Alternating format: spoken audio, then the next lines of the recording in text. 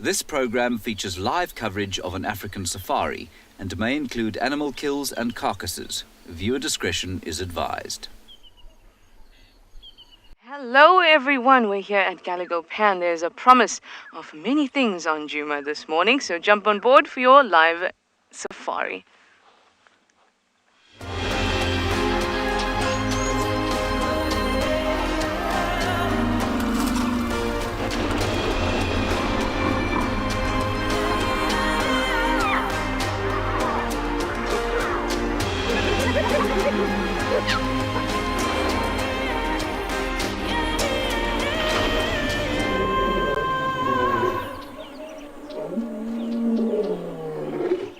Everyone, I said to you that it is a bit exciting this morning. There's a promise of many things today because we had lions last night on a quarantine, and then we had some leopard tracks. It sounds awesome. Hopefully there'll be a lot to find this morning on Djuma. My name is Trishal and I've got Theo on camera this morning at Djuma. Look at that thumb. Nice, right? It's 7 degrees Celsius or 45 degrees Fahrenheit. And we are hoping that we can catch up with those animals. As you can see at Galago Pan, not much happening. But we did have 5 lionesses on quarantine last night. And Steve and I were having a look. I came to look at Galago Pan area. He's gone on via tele-access and he's got some tracks as well. So that sounds awesome. As for Columba yesterday afternoon, we didn't see tracks of her heading out. So maybe we could find her this morning as well, which would be awesome. So if you have any questions or comments, use the hashtag WildEarth to chat to us. You can use the YouTube chat stream as well. And of course, all our kiddies, you can use kids' questions at wildearth.tv. And let's see what we can find.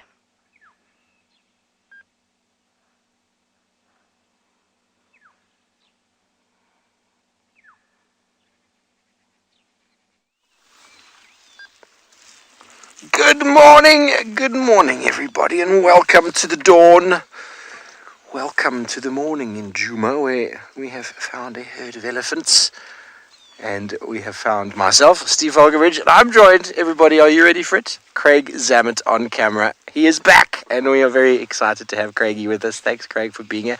Questions and comments, everybody, through to hashtag WildEarth. Throw them in on the YouTube chat stream, on Twitch, and if there are any kids out there, please, parents, send through those questions to kidsquestions@wildearth.tv. Now, everybody, we exited camp and we found tracks of a few lionesses. These elephants have obviously gotten in the way of our tracking, but that's okay.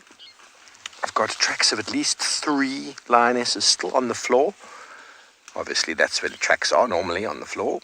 And they are heading directly sort of northwest now along this road called Power Lines. And we're going to follow. If they've gone into Simbambili, Arathusa, well, we can go over to Simbambili side. Are you ready? Tracks are just here on the floor. You're not going to be able to see them at the moment. Maybe we'll move over, but you might be able to see the tracks. But it's debatable at this time of day.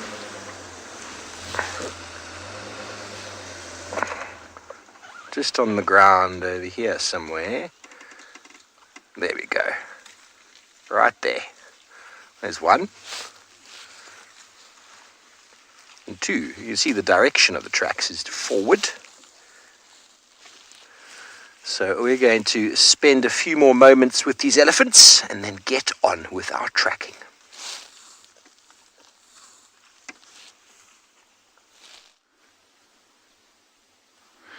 Good morning everybody, and welcome to our sunrise safari. My name is Eric and behind camera is Owen as usual. We have just decided to stop and enjoy the sunrise. I mean, we have been so lucky that we've got such a beautiful view here. We've got a wonderful marula tree that's silhouetted up ahead, and we're just basically waiting for the sun to rise. And so we've got these beautiful colors of the winter coming through, that nice deep orange color. You can basically see the sun is just about to pop out on the right hand side of that tree. And we did have an impala in shot, but it seems like it might have moved off. But basically, if you watched us this yesterday afternoon, right at the end of show, we managed to see quite a few hyenas that were calling around a lot. And they were being very, very active, and I suspected that there could be some sort of den site close by here. So I've decided to come back into that area this morning. We've seen lots and lots of hyena tracks, which means that they have been moving up and down all over the show, but we haven't quite seen any hyenas themselves yet. And so we'll check 1 or 2 more roads. I might quickly go for a short little walk in the bushes to see if I can find a nice pathway where the tracks are coming in and out, just to see what happens. Then we might end up going towards a nice big waterhole, see what's around there, before we start making our way back down towards the riverbed of the Timbavati this morning.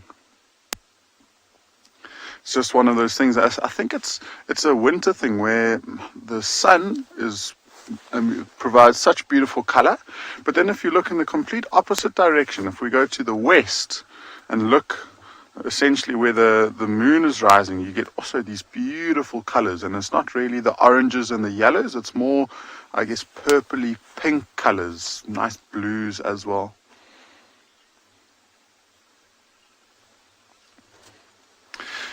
So Owen and I are going to get cracking with the morning. Nothing really interesting going on that we can hear, so I think we'll start driving into that area where we saw the hyenas.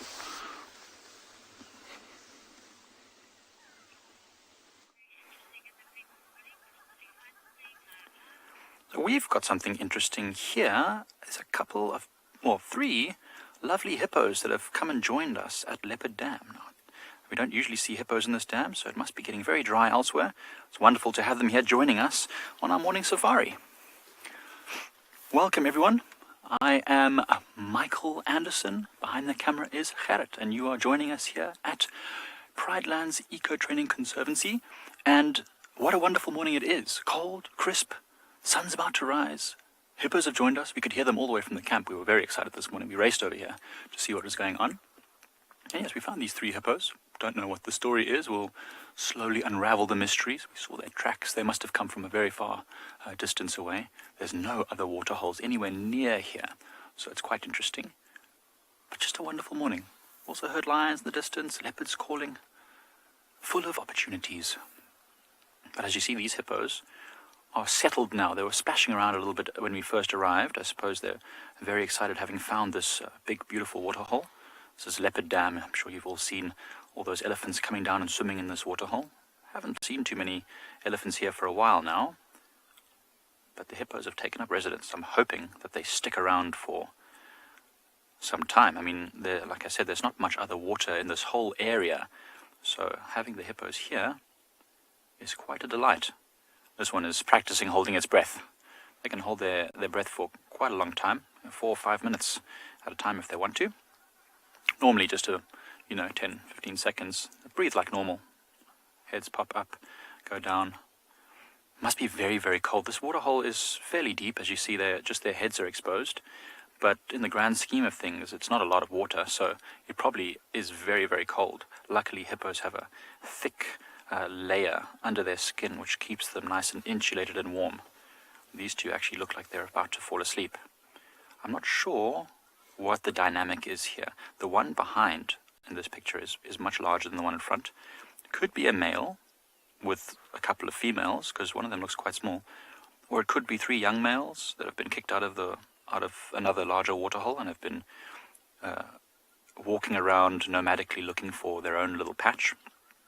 They're very territorial hippos. They will fight to chase away any other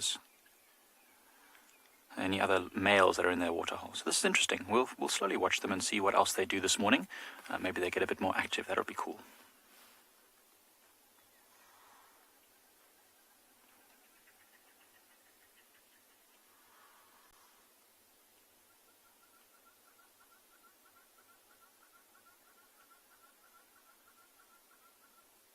Sleepy hippos. It is a Sunday morning after all.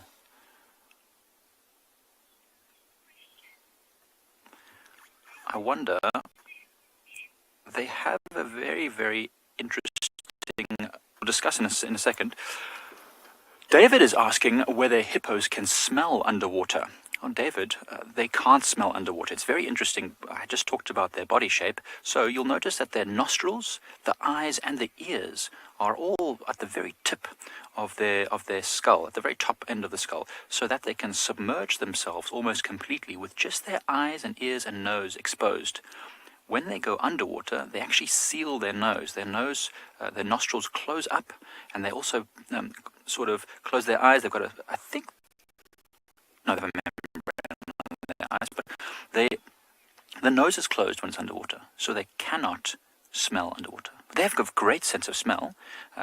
They do mark their territories around the water holes with dung, and so they'll definitely be able to smell that if any other hippos turned up. Actually, you can actually see it. As this hippo raises its head up, you see it blows out air, like that, and then as it puts its head up, just the nostrils close up, just as it goes under. So David, no. Smell underwater. They can't breathe underwater either, but they certainly can't smell underwater. It's always funny when they lift their head out of the water the first time, they flick their little ears. They've got tiny ears compared to the rest of their body. So hearing is not one of their main senses. Definitely their sense of smell, their main sense. We're going to watch these hippos as the sun just crests over the horizon and listen what else is around. Just to cover me from Welcome back, everybody. We have stayed with our elephants to show you the morning sunrise, and I'm just going to keep quiet for a moment, allow you to soak it all in.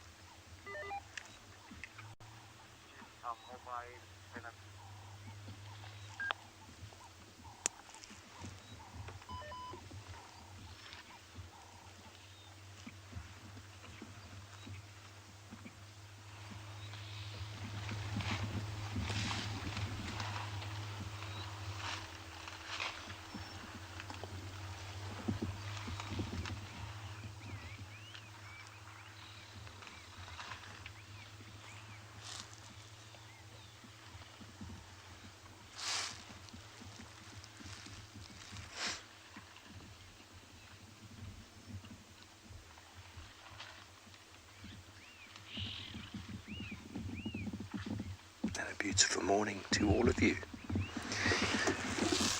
A wonderful sunrise, elephants and tracks of the lions got to this point. Buffalo dung, lions have gone north. Rexon's on the other side there, we've told him about it and he's picked up their tracks and heading north, so we're going to go help him. Keen? Yeah, Craig's keen. I'm keen. Let's go track some lions, everybody. Hope that was a nice start to the morning. We love to show you the sunrise. We love it when all of you are able to join us in greeting the dawn.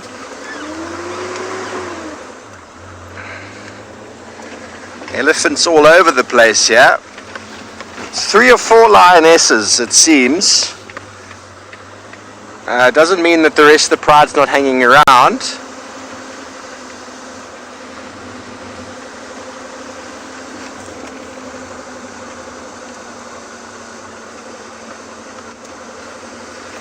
Let's go see if we can find them. Gloves on. It's a bit cold when you move.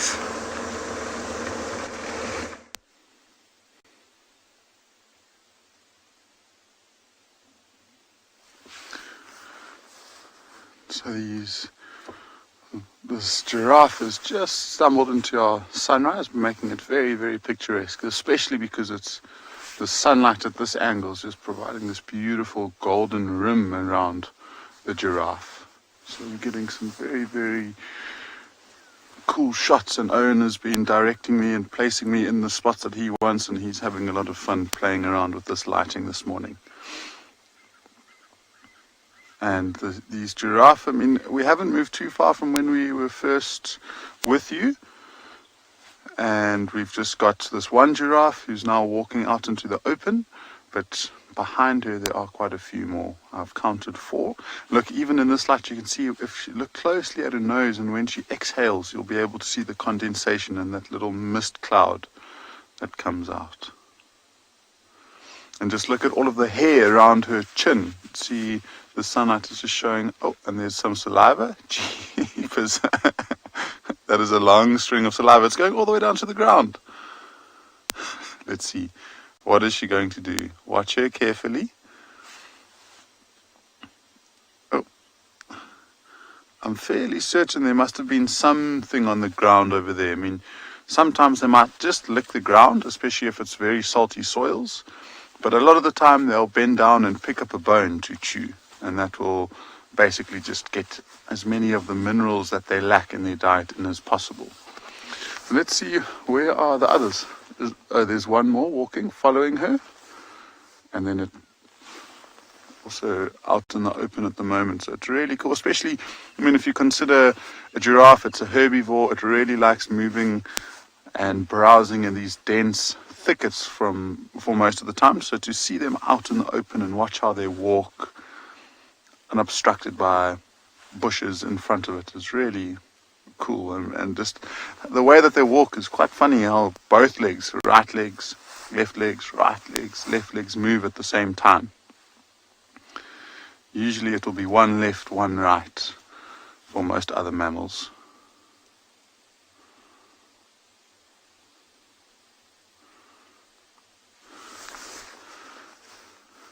I think it's going to be a really warm day today. It feels like it's warming up very quickly.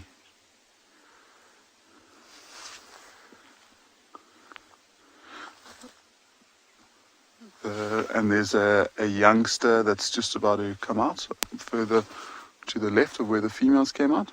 So there's a smaller one that's just about to pop its head out, and I think it's one of the youngsters of the 2 adults that we've just seen. Let's see if we can see it. There's just going to be a little obstruction as we're wiping the lens off from the condensation this morning. And where is that? Oh, she's feeding in the same tree that its mother was. So 4 giraffes walking out in the open with the sunrise in the background is definitely not the worst way to begin the morning. And just see how even the fluorescence of the grasses below it is getting caught by this beautiful morning glow. We even started the morning off with a shooting star.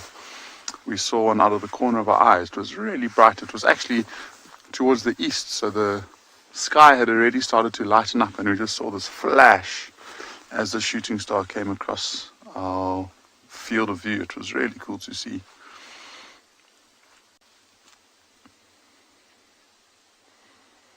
See some of the birds that look like a hornbill that might have been leaving its roosting site.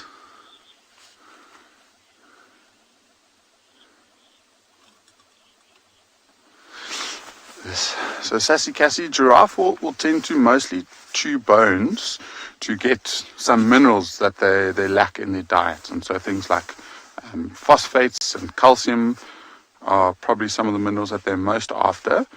It's not necessarily to clean their teeth. It's more for the minerals.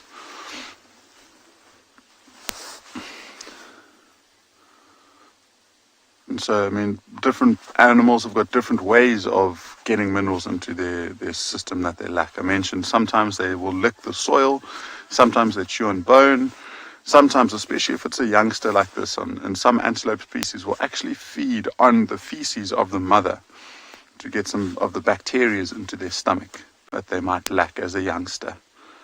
And so those bacteria can start growing in its own digestive system and help it digest as it gets older. See, so it's not the smallest of youngsters. it's quite tall. I mean, it must be about 2.5, 3 meters tall already, so probably over a year old already.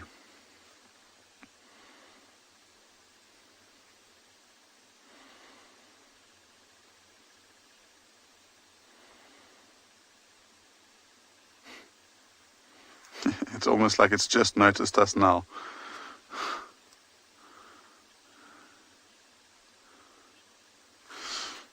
So as this giraffe disappears into the bushes, I think we are going to continue on our game drive. So I'm going to go and see if we can see any sign of those hyenas from last night.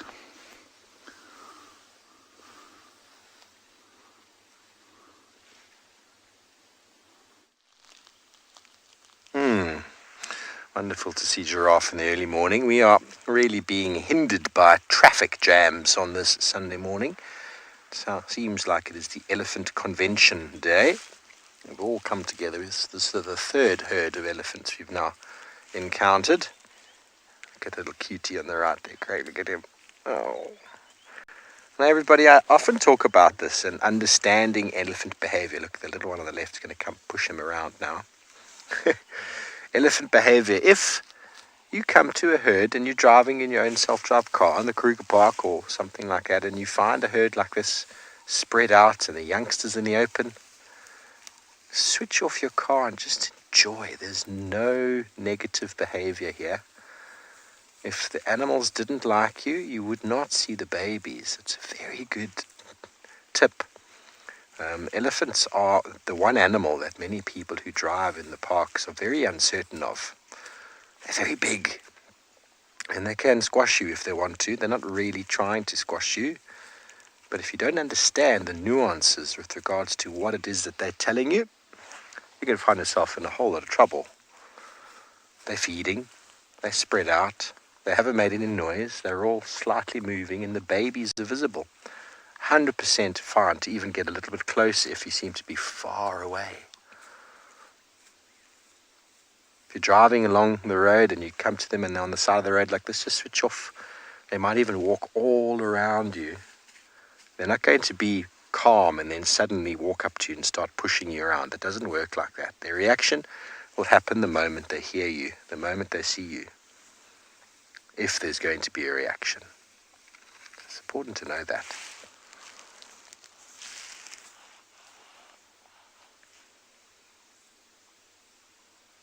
Very relaxed.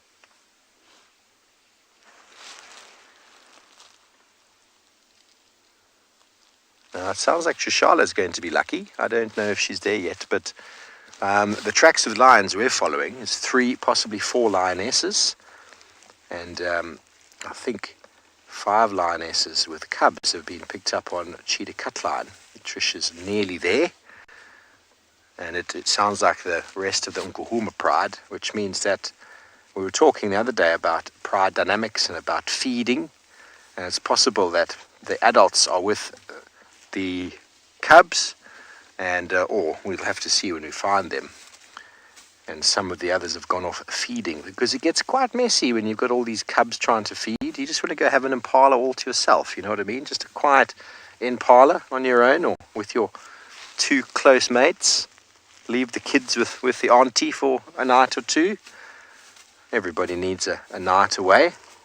A night away with the girls, hey Craigie?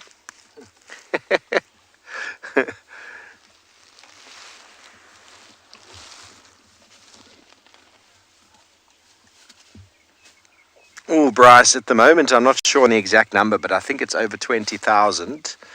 I can find out for you what the exact number is, or maybe one of you viewers out there has been in touch with the latest sightings report or animal count in the Kruger, but it is high. It's a big number, a very, very big number. And there are lots on Djuma at the moment, which is great. We do find the elephants moving in here in the winter months, because what this whole area, this granitic soil area, is regarded as is a very good winter grazing. So there's grass left here. If there's been rain, there's grass left here that's not the most nutrient rich, but that provides nutrients in a time when all the other areas have been depleted So after the rains, you'll often find many of the animals moving over to the nutrient-rich soils, the basalt soils on the eastern side of the Kruger, where the vegetation is sweet and the grass is very tasty.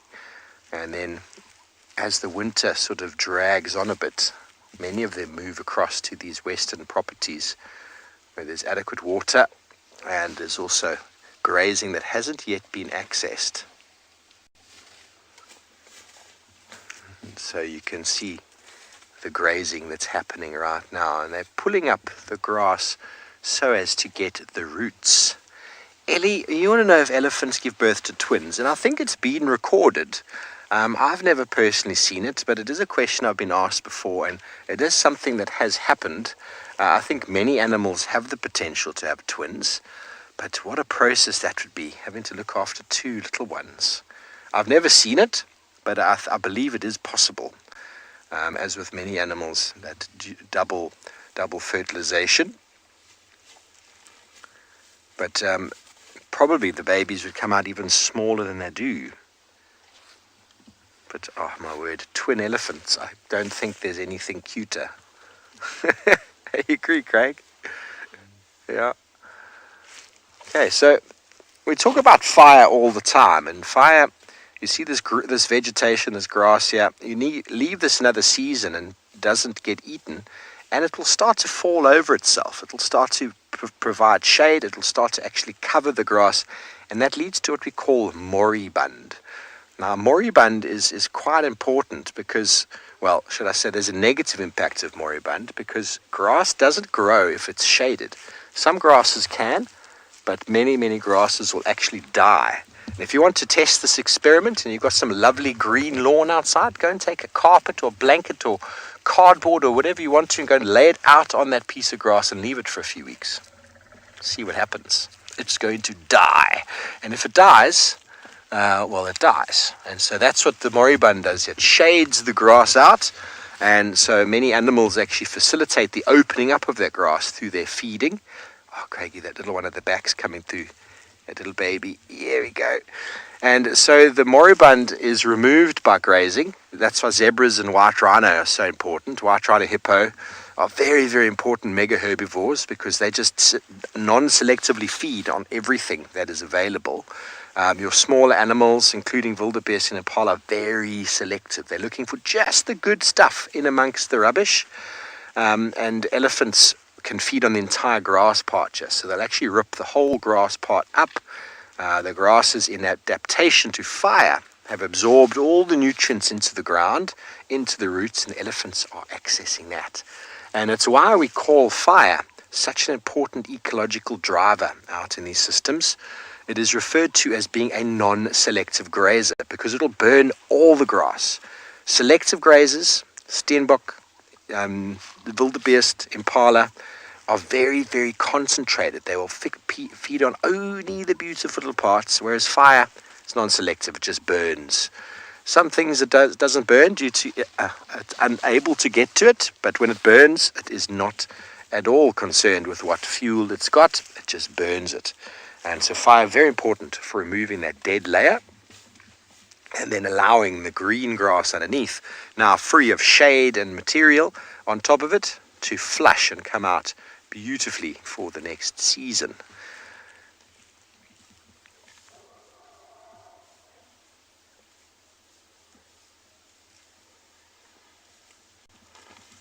You see how she uses her foot to help get the roots, and then she hits it off.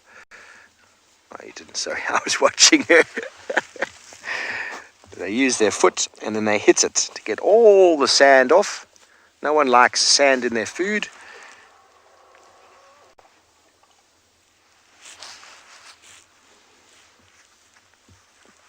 So we're low down in the landscape. You can tell by all the quarries here. So all of this vegetation has got nice nutrients because of the slope. And that is what they're accessing. Carla B, you want to know how tall elephants are when they're born? Now, I can't give you an exact height at the moment, but if you look at this female on the left here, the baby fits directly underneath her belly. Oh, there's a little one there. It's already probably close to a year old, that one, maybe more than a year now. But this little mama on the left here, a baby fits underneath her belly without touching when it's born. So it's about a foot and a half, I think. I've never actually measured a baby elephant. They always look so much smaller than you think. But they can weigh over 100 kilograms. So it's 200 pounds at birth. So there's a lot of muscle and a lot of weight and bone in the elephant when it's born. But it's very small. But next to mum, it looks even smaller than it actually is. I'm sure there's a measurement somewhere. I'm sorry I don't have that number for you now. All I know is when I see them, it's just so cute. Yeah, that one's in its first year. Probably not even 8 months. 6 months, probably born in January time. It's still very fresh. You'll see how the ears are still plastered back and the trunk is really not knowing what to do. How do I do what you're doing with the grass there, Mum? I can move my trunk to my mouth, but I'm not quite sure how to do the whole grabby thing. It's okay, because it'll feed on milk for the majority of the first couple of years, as it slowly learns how to use that appendage.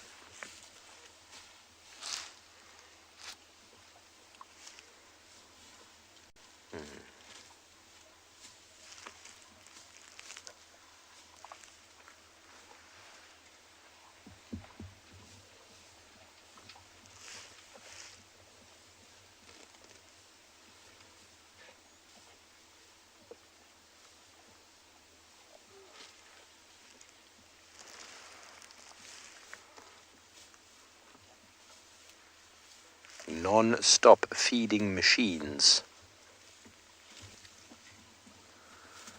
We're going to move on from elephants soon and go over and give Rex a hand, seeing if we can find where those other lionesses have gotten to.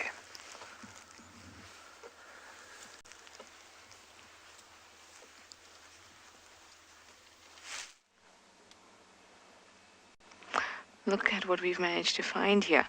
Now, this is quite odd because they're completely on the eastern side. In fact, just over our eastern boundary. They're actually on Torchwood, but we can see them from our eastern boundary called Cheetah Cut Line. And I see 1, 2, 3, 4, 5 lionesses and many cubs.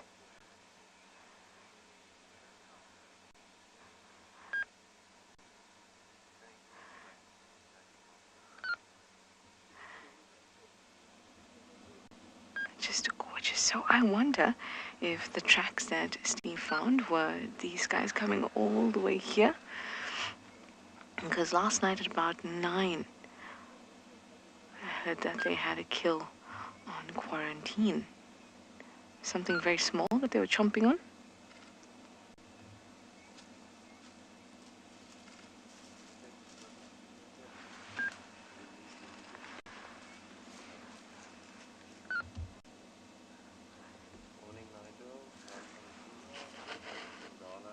Doing some, oh lovely, some morning bonding and grooming. Now that's the lioness that was mating yesterday morning, the one that's with the really pink nose. That one was the oldest in Kahuma female, sometimes known as Nana. That's her daughter. She was the one we found mating yesterday with two Avokas.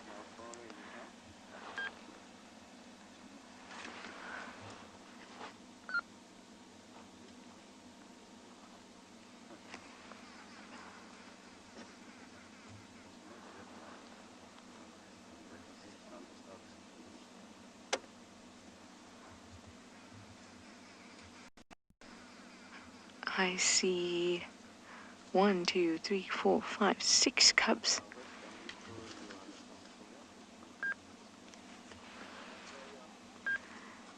Oh, I see Ridge Nose's cub having a bit of a play across on the other end.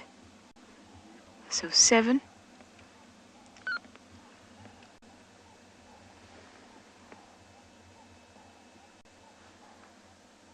they go.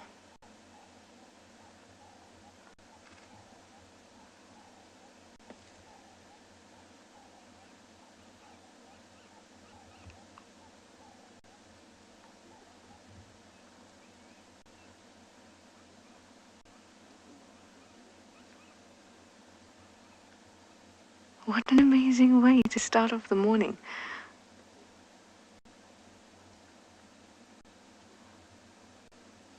So they were just lying up in the east. I must also tell you that tracks for Thandi and her cub, so that's awesome. We may not see them, but we know that that little cub is doing well. Tracks for both of them were seen around Central yesterday evening.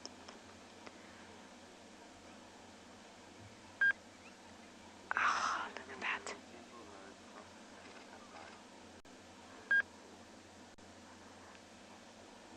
Just a gorgeous.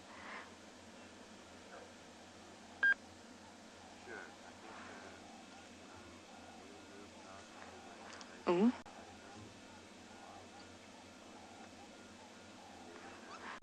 They all kind of lifted up their heads in the cuddle puddle on this side. Wonder what they've heard.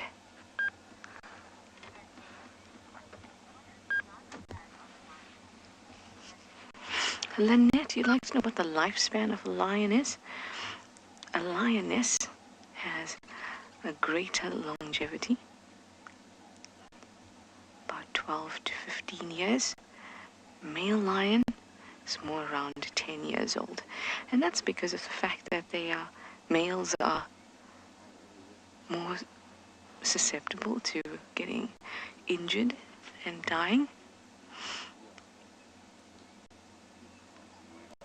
in takeovers, in claiming territory, and things like that.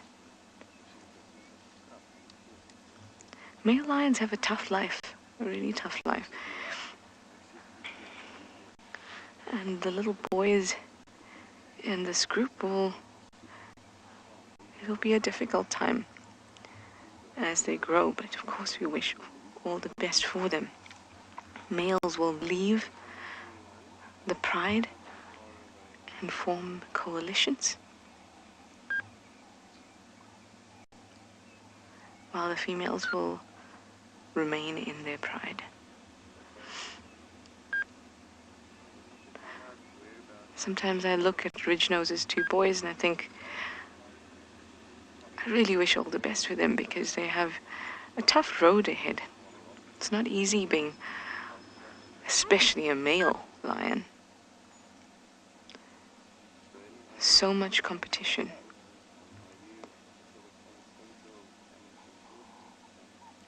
Look at this grooming. That is my Game Drive radio going on and on and on, because everyone is very excited that the Inkahumas are here.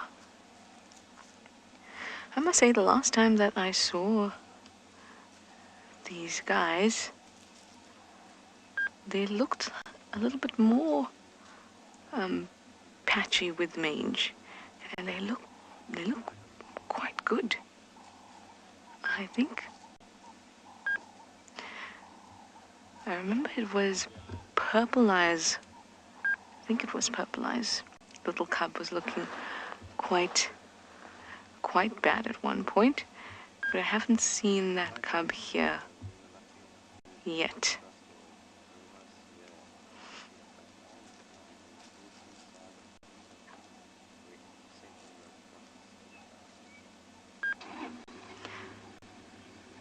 They're moving kind of spaced out quite a bit, so we will keep an eye out for that cub. But so far our cub count is 7. Let's see if we can find the others.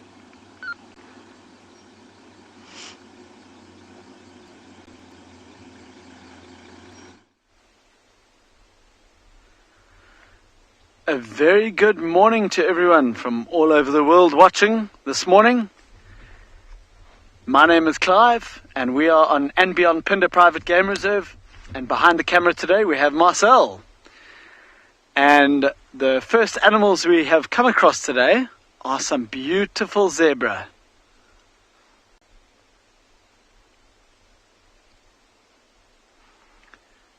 Look at this, in the morning sun, starting to warm everything up here, and it's really beautiful. It brings out those colours through the mane, like sunlight that comes through their mane. Now it's quite a big group of them. There's 2, 3, 4, 5, 6, 7 that I can. Sorry, 8, 9. Oh. So it's quite a big group here, and what this will be is one male. One of these somewhere here will be a male, and his harem of females, his group of females.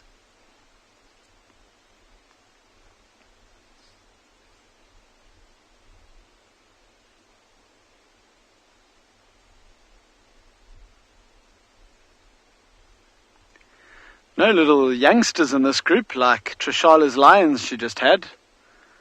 I hear there were quite a few cubs in that pride. But I don't see any young zebras in this one.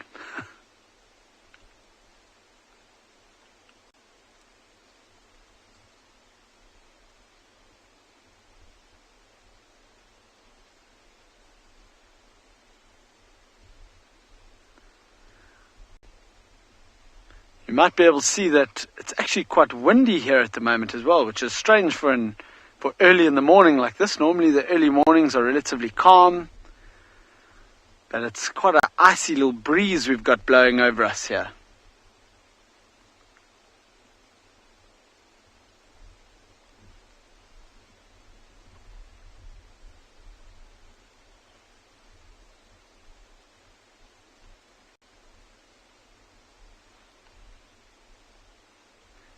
Momo, that is a very good question, and one that we actually get asked all the time by guests that come here, or even friends sometimes.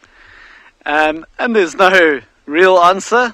They have both black and white stripes, although their skin underneath is actually black. So I guess you could say black with white stripes. That's probably the best answer you could have. But you'll see some of them, especially there's one in the middle there that's very dark in colour. Now what that one would have been doing is actually rolling around in the sand. So he's almost got like a stained reddish brown colour from the sand. And it's quite a good, or it's something that zebras do all the time, is roll around in the dust, and that helps to just get rid of parasites and things like that. But you'll see he's like almost a completely different colour.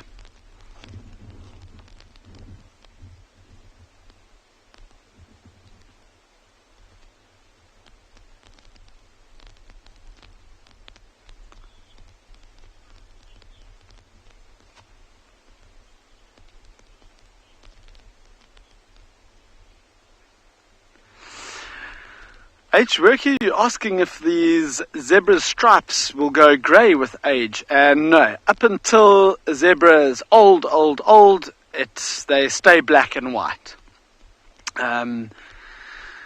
If you look at the one kind of in the middle closest to us, that's quite a young one, and it's actually still fluffy. Might be able to tell. And when they're very young, they're very fluffy. And then they slowly lose that like extra fur, and then it's a very fine layer of hair after that. But that one is kind of in between there. It's still got a bit of fluff, but not as much. That's the only change that happens from that very fluffy youngster into an adult with less hair. But they stay black and white the entire time. Well, there's one very interested in us,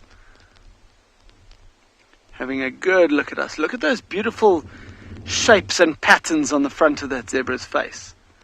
That is absolutely incredible.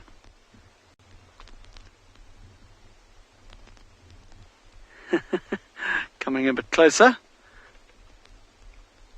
Very, very alert. Look at that. Those ears pinned towards us here. Probably can hear me talking. And you'll see how their eyes are right on the side of their head, and it gives them a really good opportunity to be able to see straight forwards, as well as being able to see all around them. Very clever little adaptation to keep them safe.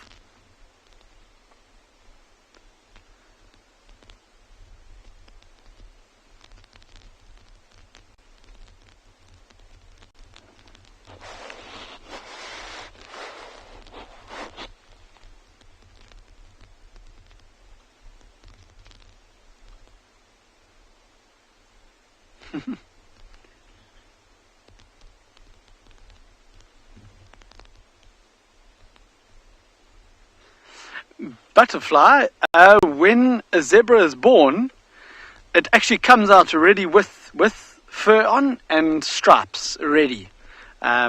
Just like that other youngster that's in this group, they're quite a lot more fluffy than the adults.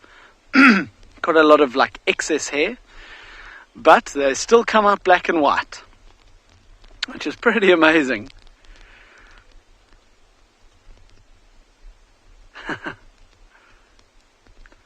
That one closest to us is very, very interested in us. I love how on the picture that you're seeing right now, that just one half of his face is lit up by the sun, and the other half is black.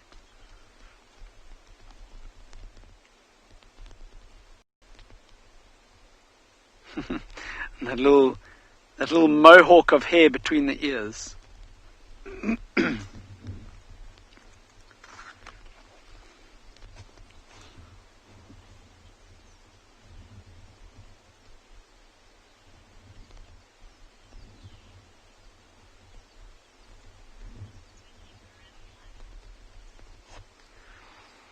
Well, what a beautiful scene this is.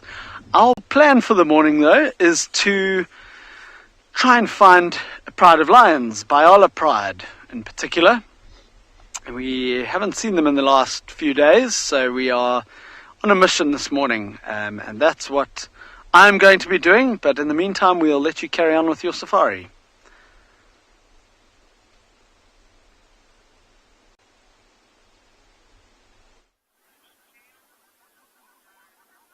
So we found a gorgeous journey of giraffes feeding here on Impala clearings. Amazing to see giraffes out in the open. I think they're here to warm up in this beautiful sunshine. But there's also a lot of Vechelia bushes here. These used to be known as acacias. It's one of the giraffes' favorite foods. These are called Vechelia. There's young giraffes as well. 2 young giraffes also feeding here. Watch out, his mouth's not so tough yet, or I think it's a he, so it's a young one. You can't tell, but the horns or the ossicones on top of its head are fluffy because it's young, but also very thick. So I think that might be a young male, but you must be careful because their mouths are not as tough as the mothers, as the older giraffes. They still have to be very wary of these sharp thorns, but you can see how gingerly it's nipping at these branches. It's amazing how that thin head and mouth can just get right in amongst those thorns and clip away at those green shoots. It's actually interesting. I've not seen giraffes on this clearing before, but it's wonderful and open. So it's beautiful. So these giraffes are going to stay feeding here. There's plenty of bushes, but they've been slowly moving downwind to get maybe closer to the thickets later when it gets hotter.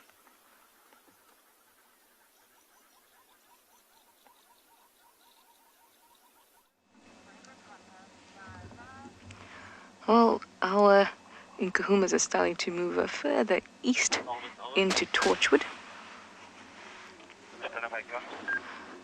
And that's not too great for us, but at least we got to see them today, which is awesome. And cub count is at 8. And the little one I was thinking about was actually Chelly's cub. The one that was quite stricken with mange, and I did see it as well. So I think we're doing well, everyone. We are. I saw purple eyes, saw amber eyes.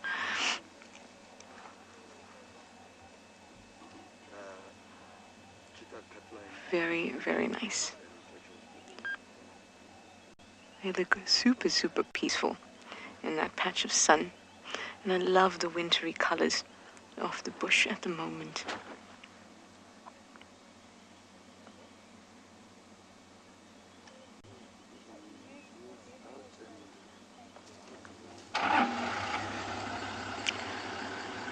So we have ridge noses, 2 males.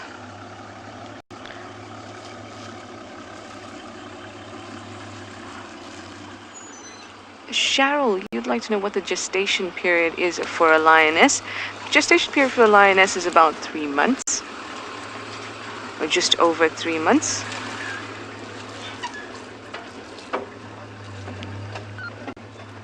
Almost had a really close encounter with the vehicle there. Did you hear?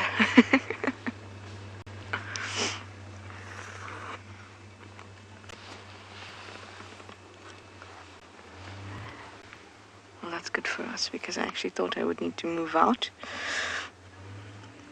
But that vehicle has moved, so we can stay a little longer, or at least until they move further east. Ooh, close call.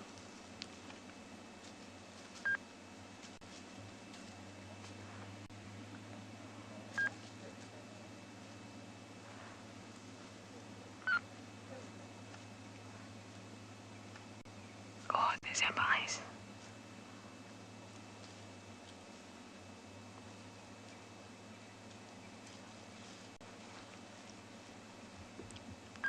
Ah, gestation periods, that's what we were talking about. Don't you love it when you draw a blank sometimes? What word was I just talking about? We were talking about the gestation period of the lions. We said about 3 months. A little bit longer than a hyena. Say the hyena is usually about 90 to 100 days. And then a lion is about... They're making some really soft noises, some little growls.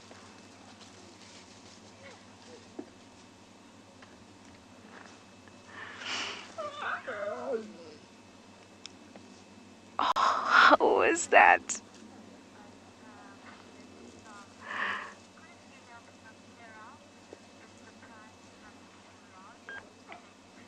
Ooh, Bex, that's a really interesting question. Really, really interesting question. Could a female become sterile if the pride becomes too large? It is not, it is very unlikely.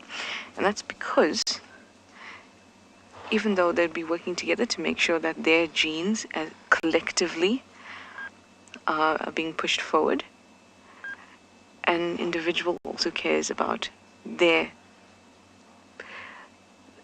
ability to push forward their particular individual genes.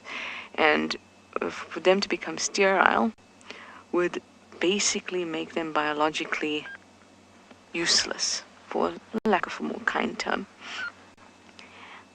The only instance I know of lions becoming sterile, or females particularly, is when you get... Oh, I've just heard some movement that looked like it was coming, or sounded like it was coming towards the pride. The only instance I've read about was when females have manes. That happens sometimes, and they actually are not able to ovulate, which essentially means they can't have children or can't have youngsters, and they are sterile. But I've also read that with treatment, with the correct hormonal treatment, they can start to get a reduction in their manes and things like that. They also will behave like males quite a lot, like they'll start to scent mark and start to call a lot more like males do when they have an overproduction of testosterone. And as soon as that's corrected, then they return to the way that females normally behave. So they call just a little bit less, and of course they don't have a mane. That's the only instance of female lionesses not being able to have young that I have come across, besides some maybe reproductive issue or damage to a uterus or things like that. But that's a really interesting thought, Bex, because, you know, a pride needs to feed all those mouths, which I think is what your thinking is as well. They need to, ooh, somebody's teeth are dripping. They need to feed all these mouths, and it would make more sense if they could just if they could just work on the survival of the precious few that they have.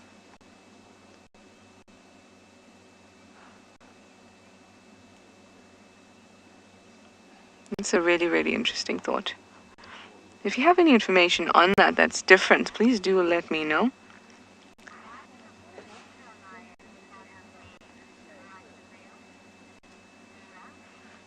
Hi, Neela. You have a really cool question. You want to know, why do female lions, lionesses, not have manes the way that males do? That's because males have to compete with each other to mate with the females. And they have to have a way to make themselves, or a thing in which they can compete with. So they use that mane as a way of competing. It's like having a nice, beautiful head of hair. If my hair is really, really pretty, maybe you like me better, so you'll have babies with me. But if I have hair that you don't like, then you won't have babies with me. And how thick and dark your hair is, like with a lion, if you have a really nice, thick, dark mane,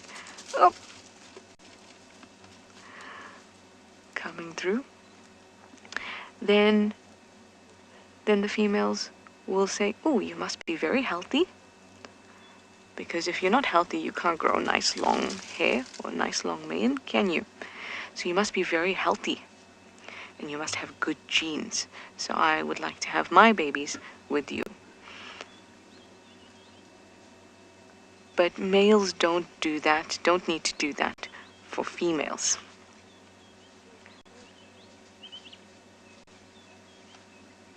Or rather, the females don't need to do that for the males. There we go.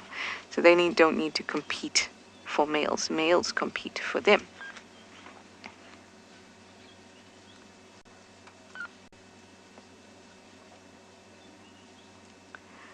That is them moving further into Torchwood. Theo, let's have a look here. This one's about to pounce on the other one. Just there, hiding behind the log as Chele's little one comes past.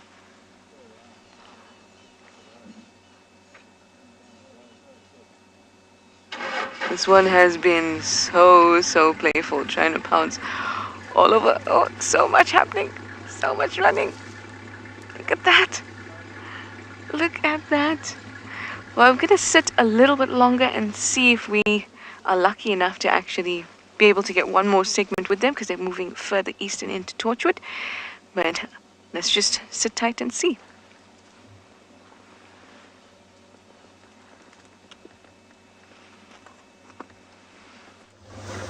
Thanks, Trish. Well, Rex and I have been following up on a track of a female leopard. The lion track's got a bit confusing, and the leopard track is so fresh. We reckon she's in the block, so we've been following up, and we found who I think is Heart, the hyena, and she is walking directly towards where we thought this leopard might have been. So just give us a moment to try and sniffing, and this is such promising behavior. Tell me when you got a good view, Craig, and I'll stop the car for a moment. We don't want to lose her. She's walking directly back towards where we had the first female leopard tracks coming in from the north. Just stop there for a moment and give you opportunity to see this hyena. She's got a big bite out of the top of the right ear. I think it's a female. I think it's heart. Maybe all of you can remind me. Obviously, that's not the best visuals. But that behavior of the nose down following is exactly what we are after. She's walking directly towards where Ericsson made a mark in the sand on Aubrey's Road, which is this side. And he looked at the tracks, and Ericsson is an expert. He said these things are steaming. We could probably smell the leopard off of those tracks. So a hyena, most certainly. I would love to have a hyena's nose just for a day. Just for a day. I think it would be overwhelming to have it for more than that. Imagine what food would taste like when you got a scent of a hyena. Well, I suppose, does the smell influence the taste? Because I've seen hyena eat things that would turn your tummy over.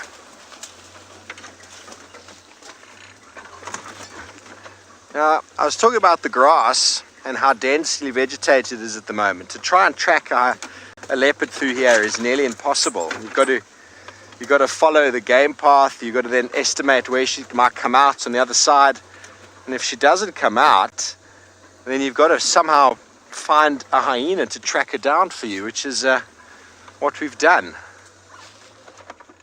There we go. Please tell me, everybody, if there's no spot pattern on this one at the moment, but if you can tell me if that's heart or not. That bite out of the right ear, I think so, but could be anybody really. Okay, Ericsson is here with us, so let me just move up. We're going to keep following her through this long grass. Hopefully she takes us directly to Salamba.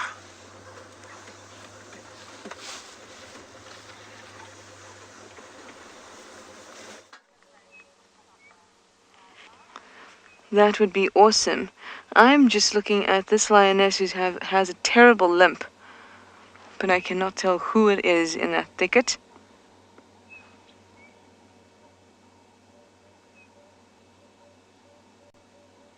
Terrible, terrible limp. Can't even put weight on that back right foot at all.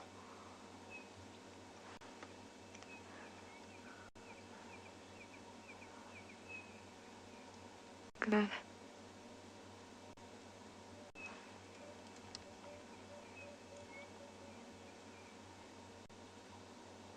Oh, there we go, a bit more weight.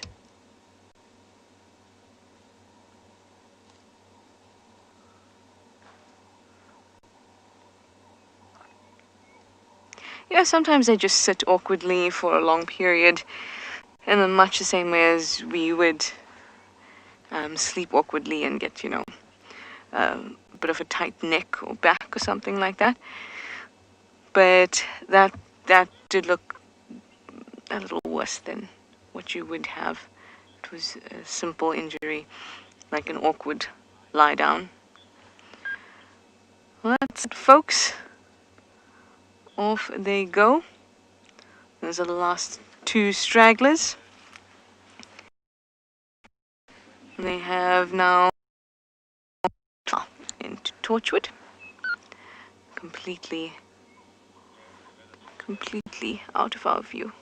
Well, I think it was very lucky that we managed to get her where we did and actually be able to see them, at least for a little bit. Yeah, a few segments with them was nice, and we saw all of the cubs, which is awesome, and they all look a little better than they did the last time I saw them on Little Gowrie, when they had the mange. Or, well, they still have mange, but the thing is that they don't have too much of it. Alright, let's head out and see what we can find towards Cheetah Cutline Junction Central.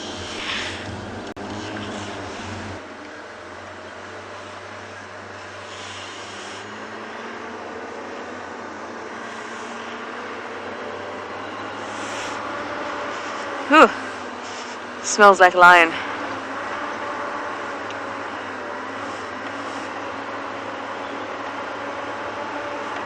Joe, you'd like to know why it's called Pride? I have no idea why it's called a Pride. Perhaps because they feel proud, or people perceived them, as in lions, to be proud, so they called it a pride. A lion is a symbol of pride and loyalty and strength. So perhaps that's why they call him a pride. I wonder if peacocks are a pride of peacocks. That would be funny and interesting. But yeah, I would think it's a result of the way people felt that lions are, or what they think lions feel like, that being proud. I think it's a really nice collective term.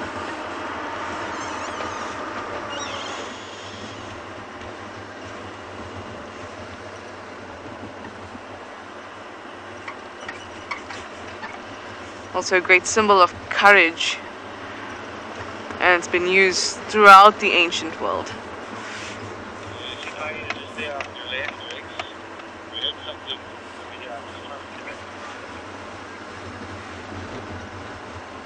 And bravery, of course, how could I forget that?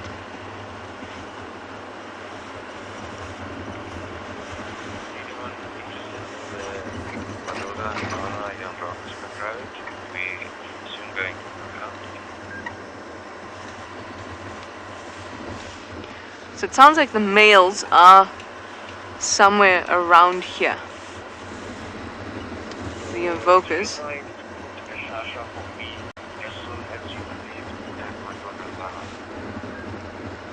So maybe we'll try and have a look at them too.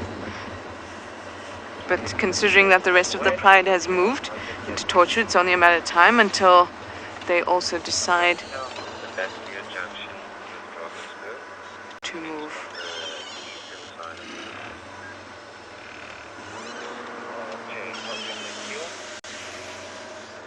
Okay. Alright, let's go see if we can find them. I'll get you right back when we do.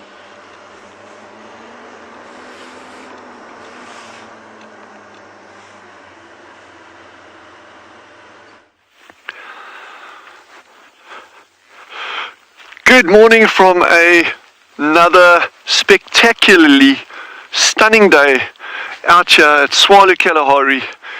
It is one of the most fabulous mornings we've had in a long time. The temperatures are just rising day by day. So I don't want to say we're going into summer, but we're getting there. And it is fantastic having you as Jandre and myself on this beautiful morning out here. I'm just loving the light on the grasses, the haze over the mountains as the sun's just risen there. It is just a stunning day on so many different levels, and it's brilliant having you with us. We're at the Meerkat Burrows. We decided to come down here because we missed them yesterday, through no fault of our own. It's just those jackals. That sighting was brilliant. It was superlative, so I'm very, very happy. But we are at the Meerkat Burrows now, and I don't think it's going to be too much longer before they come out. I'm guessing probably another 20 minutes or so, maybe not even. So there's hardly a breath of wind this morning. It's very, very calm, and it's nice and warm as well. So this is actually ideal conditions for them to come out and start foraging.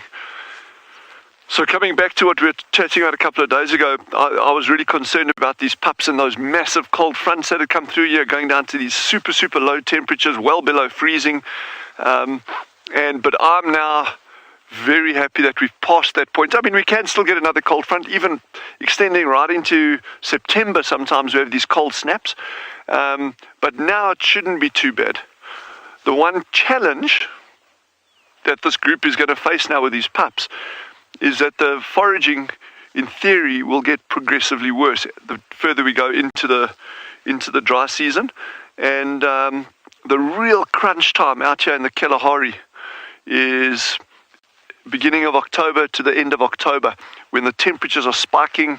You can be going into the 40s then, and very often we only get rain beginning of November to mid-November.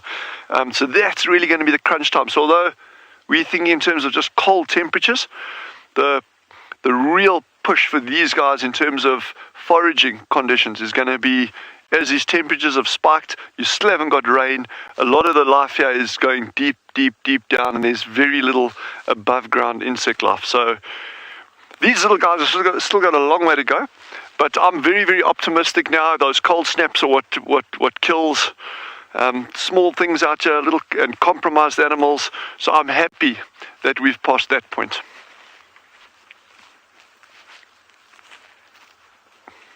Wild Earth relies on support from viewers like you to carry on broadcasting our daily live shows. A small donation goes a long way in helping us on our mission to connect the world with nature.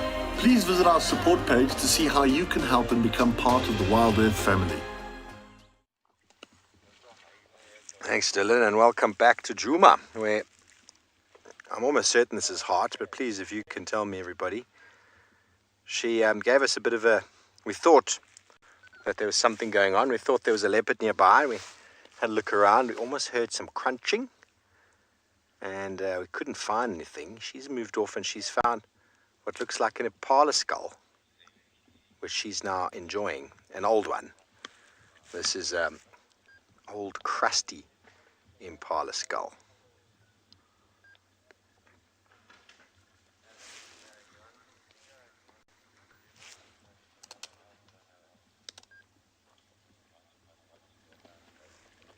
Waiting for those IDs, if you can confirm it for me, anybody. Hashtag Wild Earth, we'll put them in the YouTube chat stream. That right? Yeah, it's got that very nice little bite mark out of the top.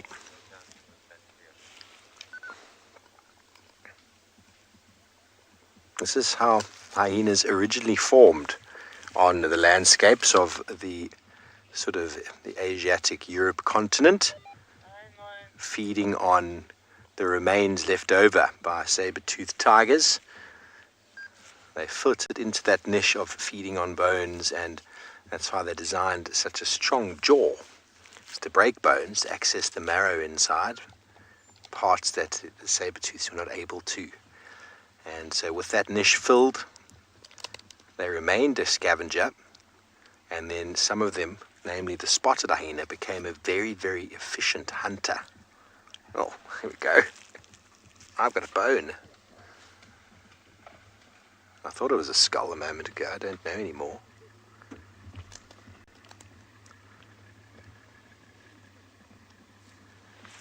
Just going to update Rex, and he's very interested. Rex, it's just feeding on an old bone here.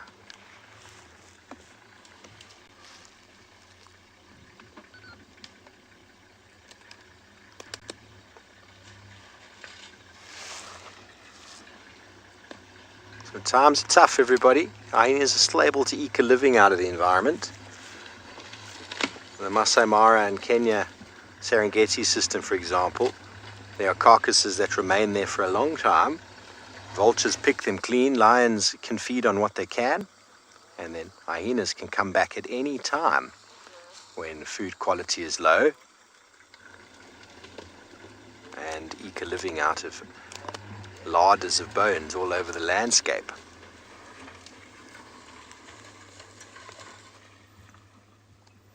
Now we hope she wasn't leading us all the way to the skull.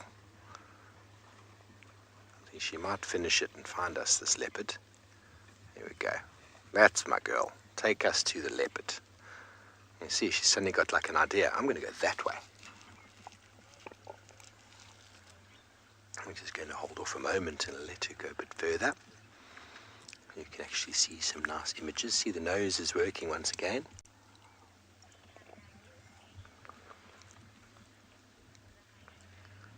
Yay! Thank you, Chris Rogue. I'm not too bad at these IDs, am I? The females with their ears is the only ones I can remember. Remember with Jamie did that Safari Lives episode? Excuse me while I just enjoy a cup of coffee along the way. I thought she would at least be busy for a few more minutes. Jamie Patterson did that Safari Lives episode on the identification of females. I've been able to remember all the females since then. Well, the Ribbon, Corky, Heart and June.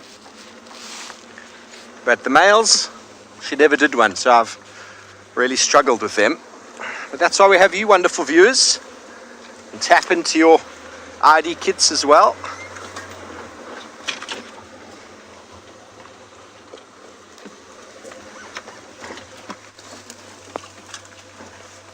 Zoe, that's a really good question. And there's a couple of reasons, and some of them might just be theories and some might be factual. Zoe wants to know, why are the hips so much lower than the shoulders? Now, Zoe, have you seen a wildebeest and a hartebeest and a tsessebe? They're designed for walking, migrating very long distances. So that back, the hips being lower than the shoulders, enables them to actually walk a very long way without being too taxing on the body. That's a design that they've had, and also they can sort of lope and run at a very steady pace for a very long time. That's one of the ideas when you look at sort of the morphology of other animals, but then with hyenas as well, it means that they have the strength to pick up a carcass that weighs the same weight they do and run with it wherever they want to go. So that's the other reason for them having higher shoulders than hips.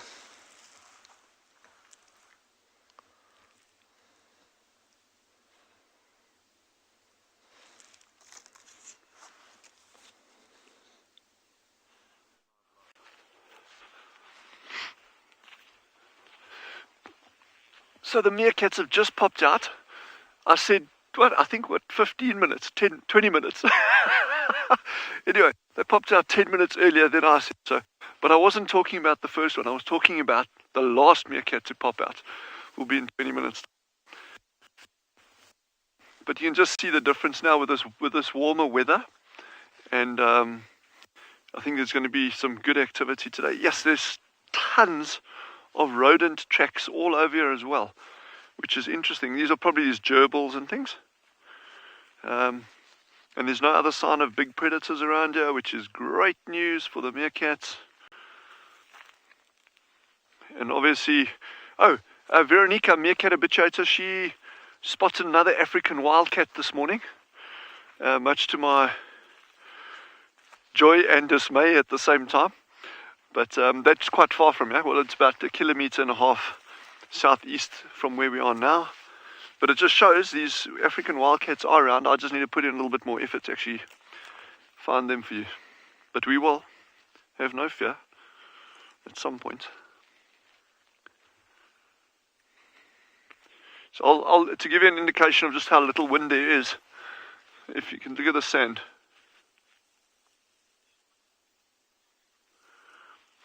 Tasha has asked, do the meerkats store food in their burrows? They don't. They don't store food down the burrows at all. And if you compare it to things that we were seeing yesterday, like that brown hyena, actually at one point dismembered that carcass. He actually took a whole front leg off, which is actually interesting. It's very typical of brown hyena to do that. And they will sometimes, if they have cubs, they will take a leg like it or parts of the carcass back to a den site. But otherwise, they'll actually stash those to come back to later. So they'll actually dig a hole and hide it. And normally within a relatively small radius from where the kill is, a couple of 100 meters. So you get a number of different species that will stash food and obviously squirrels, things like that we know. But meerkats won't do that. So they really heavily reliant on prey items that they actually dig up themselves. Or not just dig up, even find on the surface and that. I'm really looking for any sign of armored ground crickets, but I think they now past their prime. Except in my greenhouse at home, there's about 40 million.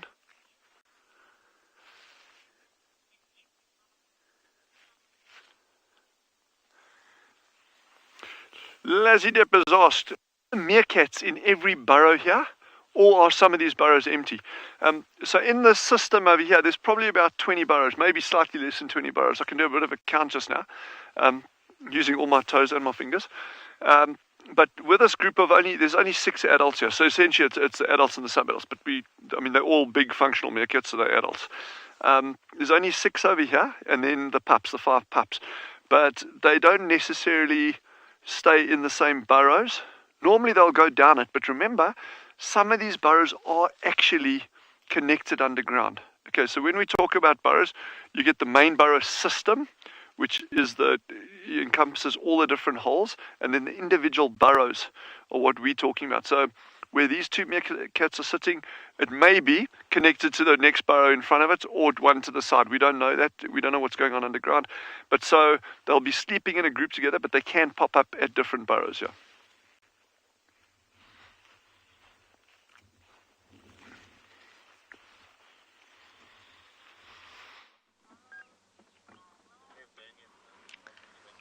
This guy looks like a meerkat today, popping up from that termite mound. But we have two of our Avokas here. There's Mohawked Avoka with his head up, and our blonde Avoka is so flat that you can hardly see him. He's actually in frame at the moment, but you can hardly see him. I love these boys. They look so strong and healthy. I know they're limping and all of that, but I think that they're just gorgeous animals. So majestic when he sits there like that.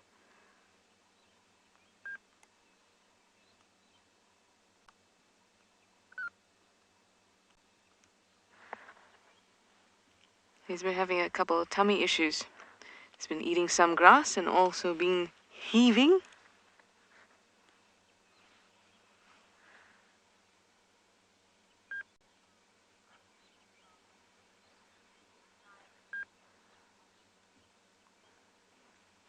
Elizabeth, you'd like to know if lions have a scratchy tongue like domestic cats do? They certainly do. Even more scratchy. We call that barbed. They've got a barbed tongue. So imagine barbed wire, where the spines are positioned in a backward fashion. So once they group on, they're basically pulling the flesh off an animal. So they can actually use that barbed tongue. How beautiful is that? They can use that barbed tongue to literally pull flesh off bones. Oh, good morning, beautiful blonde Avoka.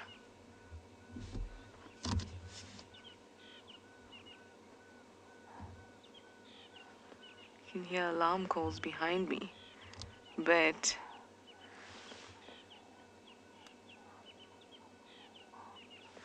oh, they're in front.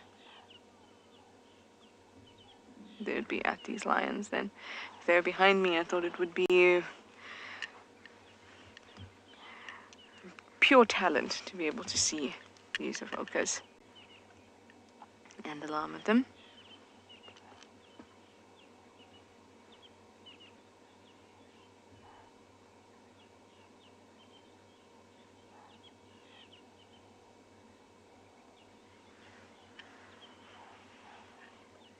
Just stunning. So they're going to move east as well into Torchwood.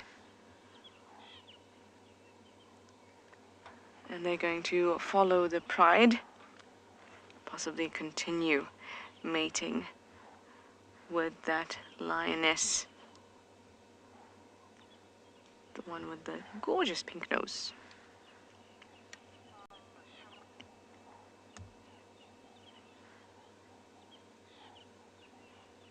Joelle, you'd like to know what causes a lion to have tummy issues? Well, perhaps they've eaten, it's basically like us, you've eaten something that didn't quite sit well.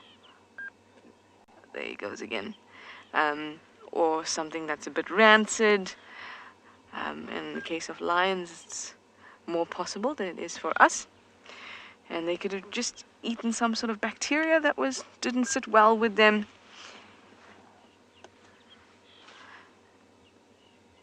Or basically eaten something that was off.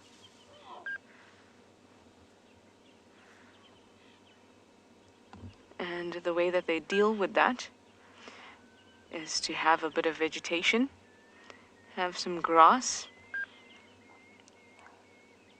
and that acts as an emetic, help it throw up.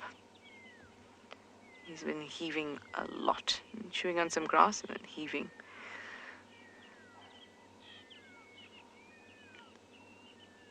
pearl-spotted owlet chorus going on.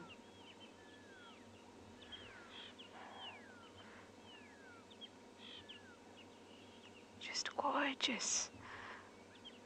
These beautiful Avoca boys.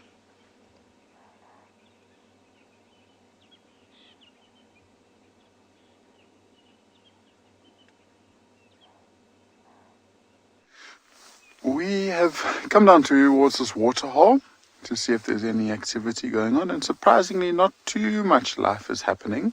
There's a few different bird species that are here, but in terms of mammals, not so much. Only mammal that we can see at the moment is these hippos that are in the water, and they are making use of that log. It seems like there's two of them, so there's that one big one off to the left, and then you can see the one's head poking out in the middle there. And it looks like they might even be resting their chins on that log, so it's a lot easier for them to keep their heads above the water and breathe. And it doesn't seem like they're moving around too much. In the foreground, we've got some crested francolins that are coming down to drink, actually. And they're a bird that you often see on the roads, but you never really quite see them sitting still like they are doing now. So they are one of those common species that I think are often overlooked, and we don't really see them, and we don't look at them in detail a lot. But if you look at just the different colorations on their chest, with brown color overall, but then every little feather and every little pattern will have these little white streakings all down its breast and its chest, and beautiful markings around the face too. And so we'll go from a slightly brownish bird to one with a little bit more color and much smaller, and that's up ahead of us. So you might see the top of my head for a bit, but we'll zoom into it now. And there it is there. No, typical birds. But if you got to see that flash of yellow, that was a yellow-fronted canary. We maybe should have started on those birds. Anyway, so it's a yellow-fronted canary, also a relatively common bird species that we find, especially around the waterhole.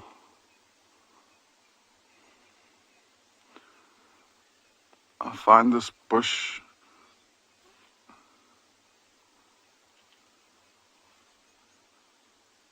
from memory, a hippo, if it needs to, can hold its breath for up to about 5 or 6 minutes underwater. They tend to not hold it that long for most of the time.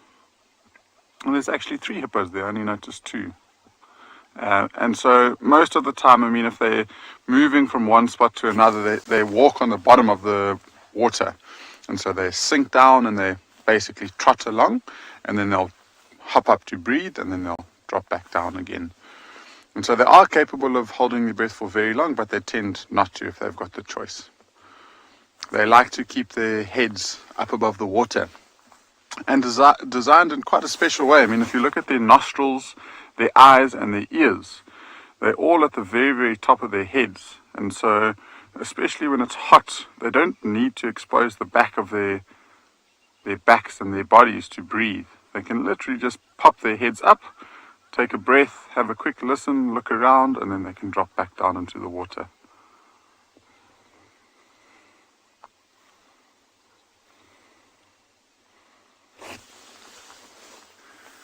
They're moving around a little bit more now. See the 3 of them, how the one in the middle is much, much bigger compared to the 2 on either side. So that one looks like the male, and he'll be the dominant one in this area. So this is his territory, and then those females have come in. And obviously he will tolerate them because he's looking and wanting to try and find some mates.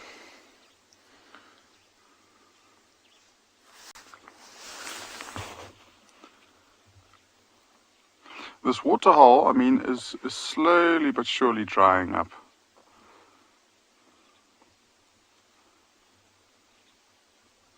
The Gumby, hippos and crocodiles tend to tolerate one another, and they'll give each other space. If there's this waterhole, for example, if there were crocodiles in here and we were coming to late winter time where the waterhole was drying up and there was less water for the two species to move around in, then you might find that there'll be some sort of altercation between them. Especially if there's a female with a young calf. That she might feel very vulnerable with that young calf being so small, and then they'll be quite aggressive towards the crocodiles.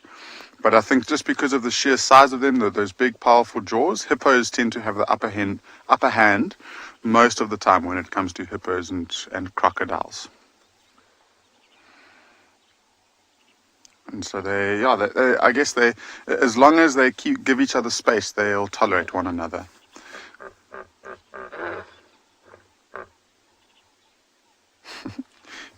The hippo saying good morning to us. It's just one of those days where it's just so nice. There is not a drop of wind.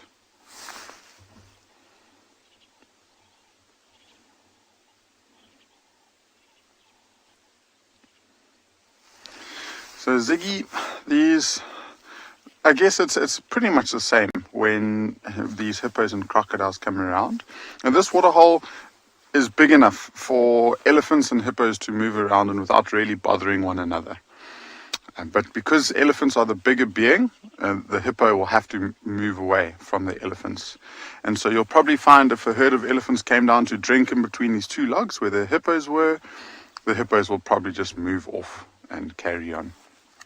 Again, if the water is starting to run out and there's very, very limited availability, then you might find that the elephants, because they're wanting to drink, and if they feel that the hippos are stopping them from drinking, then they'll definitely be a lot more aggressive towards the hippos and chase them away.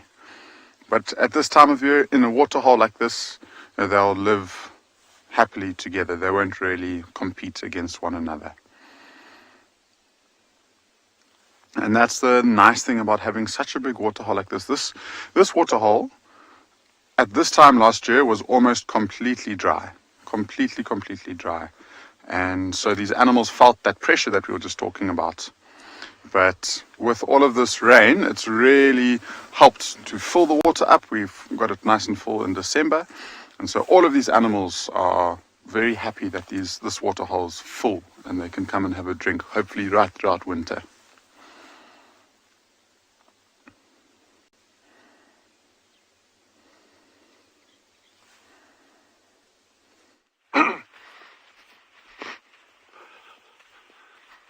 So very, very cool.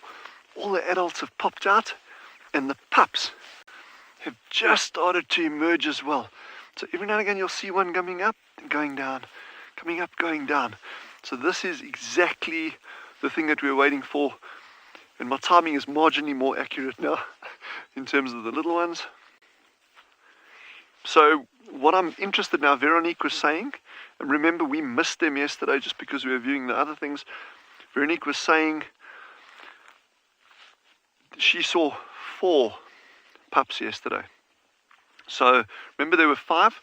There may still be 5. It's not to say that that other one is definitely missing.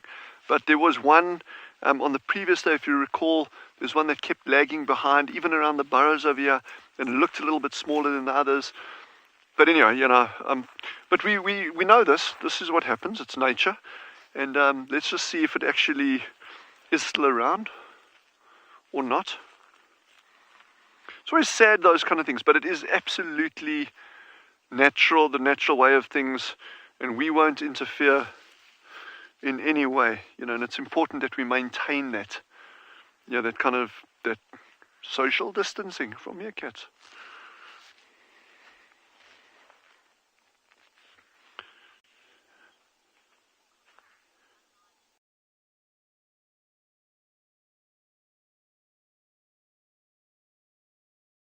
Meerkats. I can't agree more with you. They are just such amazing little animals and so charismatic. And I think that's also, any animal is cool. If you go diving in the sea, you see a pufferfish or a clownfish or whatever, or a shark, everyone loves them. It's just great. And people love their birds. So all animals are really cool. But I think there's also been such a thing built up around meerkats, and there's a lot of TV shows that have portrayed them. There's a lot of natural history films or documentaries that have portrayed meerkats. So it is a species that's become very familiar to us. It's sort of now, it's kind of been brought into every household and that. But when you look at them like this, you just understand just how charismatic they really are. I would love to see more of this kind of work, habituation being done on things like banded mongoose, dwarf mongoose. And even your species like yellow mongoose that stay in small family groups as well. I think there's a huge amount of merit in that, because once you start habituating a species, regardless of what it could be, a hedgehog, it could be a fox, it could be anything. Once you start habituating them properly and with no human interference, people can start observing these animals just going about their daily business that they would be doing even if we weren't here. And then people really start understanding them. And if you can understand something, you start caring for it, you start loving it, and that's when change starts happening. So these meerkats, I'm not talking about this group specifically, but meerkats have gone a long way towards engendering in a lot of people an appreciation of the outdoors.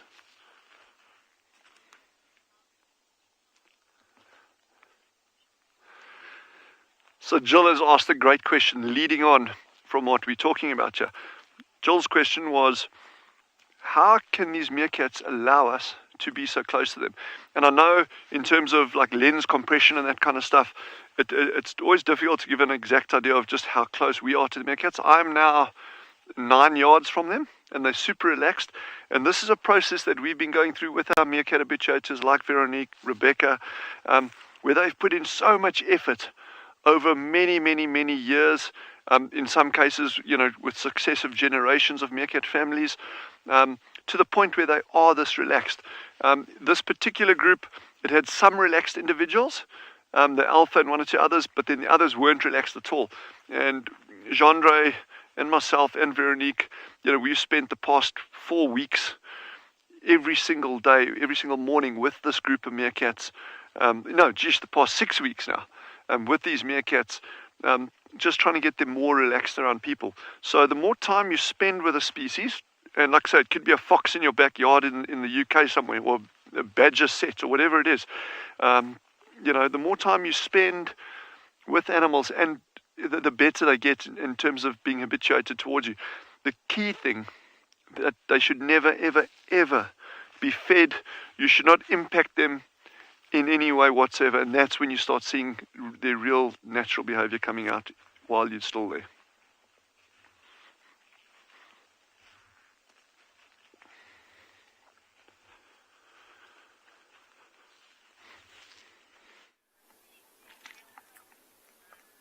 So we've also got some small creatures that are probably sunning themselves just like the meerkats, I suppose, are doing.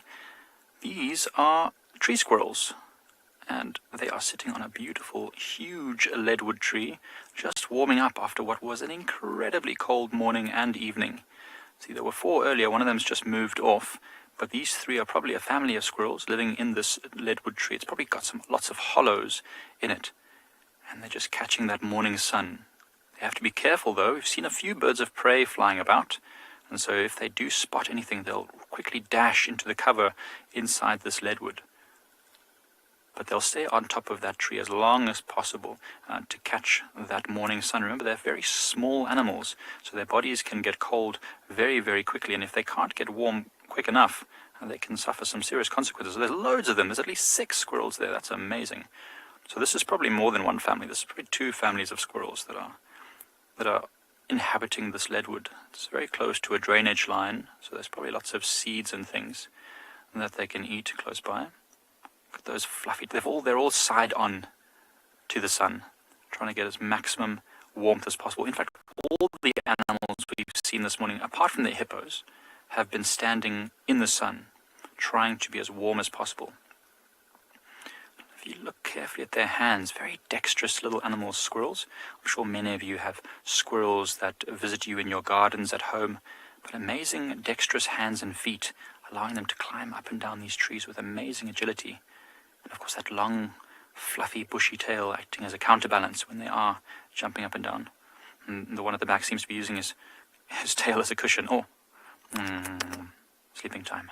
I would also be napping in the sun if I were a squirrel.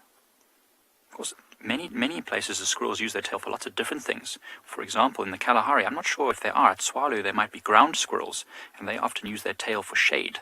So they'll stand somewhere with their tail fanned above their head like an umbrella, keeping them shaded. I'm not sure if I've seen these tree squirrels doing it, but I know the ground squirrels do it. And once they're warmed up, they will start to move around and hop onto the ground looking for nuts and seeds. Many marula nuts, actually, they're clipping up and getting the seeds.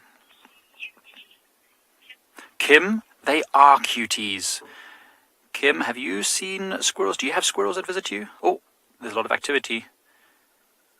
They are very cute, though. Cute and fluffy. They're members of the rodent family, so a lot of people always consider rodents scary or ugly or whatever. But these squirrels are very, very cute, and they, because they live out in the bush, they don't tend to bother people. So people like having squirrels around in their gardens. I know that they often steal the seeds from anyone's bird feeders, which is always frustrating for the birds. But cute nonetheless. The one at the back actually looks like a rock hyrax. Very cute.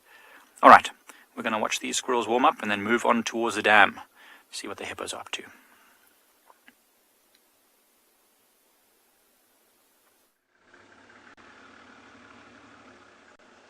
I am also much like a squirrel today. I have warmed up, and I did move towards the dam earlier. But I'm going to have to move out of here in a bit, so this may be our last sighting with our Vocus. Or rather, last segment for now. Mohawk has left. He very politely went off to the north to throw up, instead of doing it in front of us, but we heard him very clearly. And our blonde evoker is left. He seems to frequent bringing up the rear.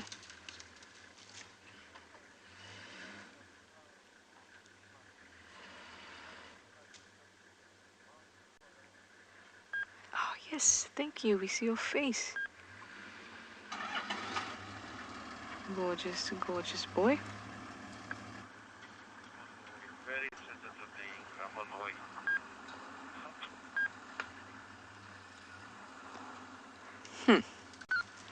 Always suspicious. So when I'm with you guys and I turn down my Game Drive radio, and all of a sudden everyone's just suddenly pulled out of here. Now I'm turning on my Game Drive radio and I heard the word sensitive.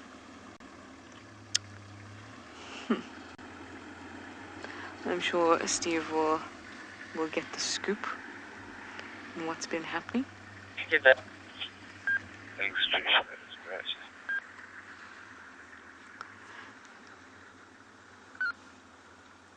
It's like something's happening around me and I don't know what it is. We are leaving the Kamaz. These two vehicles up north.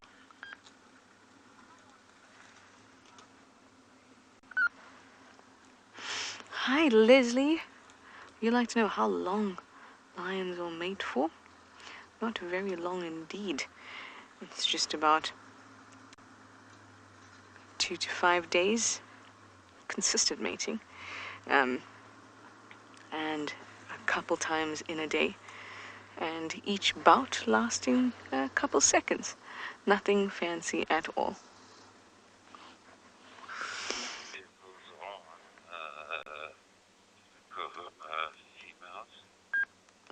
Okay. So everyone was just moving around, not leaving the party and going somewhere else. Yeah, so it's very short bouts of mating. And they have to do it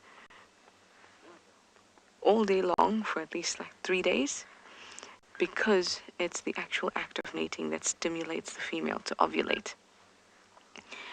So, unlike us, they don't have a cycle where they ovulate every month. And there's an egg waiting there to be fertilized. They actually have to be stimulated to ovulate, so mating assists with that stimulation. The males have a barbed penis that allows them to kind of scrape the walls of the female. It sounds horrid, but it's what's needed to stimulate ovulation. So they do that consistently for a couple days. Then the female would have ovulated, and then they're still continuing to mate. So in that week, a little bit less, they should fall pregnant.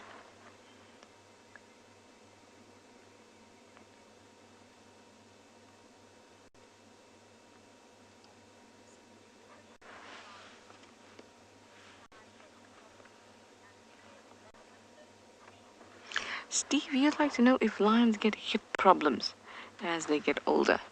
It may be likely. Sometimes I see them looking a little like a German Shepherd with hip dysplasia. But that's just, to me, what it looked like. But I have not read of them getting hip problems. Also remember that male lions, a lot of the time, are not dying from old age. Like we said, they have a tough life. They are often involved in really tough combat, and they get injured a lot. And that's more likely a case of them, the more likely case when it comes to them dying, as opposed to, old age with hip problems. There have been lions that lived into their 20s, generally those in captivity.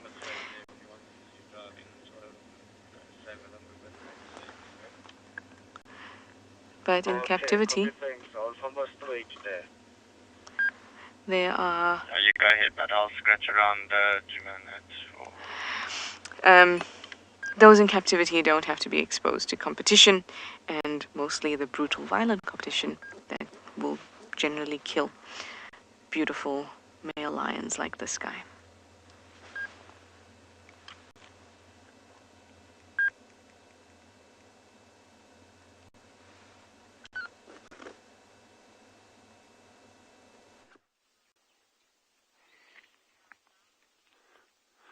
So we just can't see the pups at the moment. They're just over the lip of that ridge of sand over there.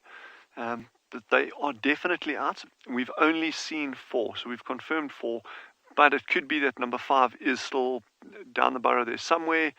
But for now, we've only seen 4 briefly. But we're just going to be patient here. I know they're just out of sight at the moment. We're obviously not going to go closer to try see them. We'd rather wait for them to come out in their own time. And soon enough, they'll be out on top of that little mound of sand and following the little alpha around there. So we must just be patient. Yes, they are adorable. My goodness. Meerkats generally. I'm quite interested to see when they actually start moving the burrow system, or not moving the burrow system, but moving from this burrow system to another burrow system. And that could actually happen any day, potentially. And there's different reasons for that. You probably find it's like a parasite load build-up, or it could be that the foraging within a particular area starts decreasing, or the returns on foraging start decreasing, and also threat from predation. One of our other meerkat groups, the Makalas, remember I mentioned Chandra and I got an African wildcat down at those burrows the other day. It wasn't during the drive, it was 15 minutes after the drive, but a presence like that of a wildcat or something, or a caracal or whatever, actively spending time around a burrow system to try catch meerkats, that could trigger them to shift completely as well.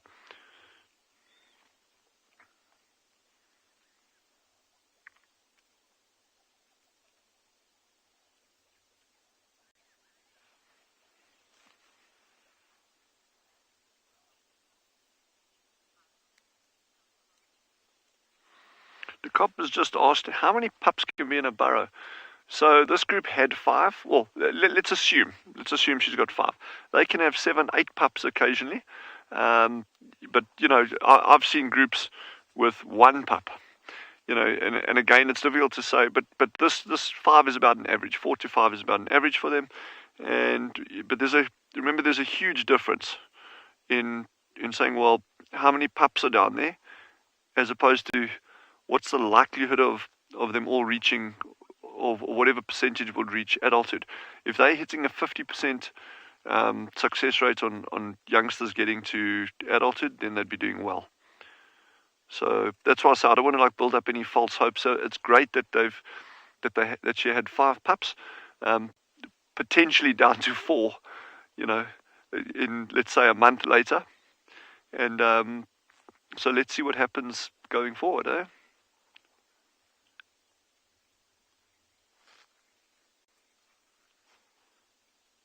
But I think there's still good food out here. They'll obviously be working harder for it. But the fact that they do share food with these pups, because these pups are completely unable to forage for themselves. They're starting to learn already. So every now and again, maybe we'll be lucky enough to see it while they're still at the burrows here.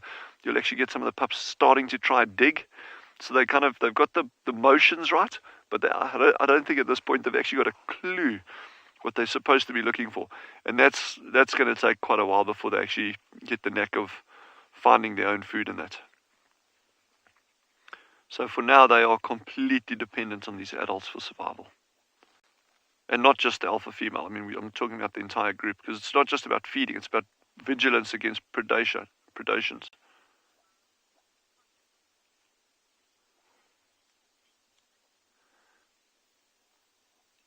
Yes, Nancy's big sister says, sorry, what was the question? Something about the burrow? I didn't get that. My bad.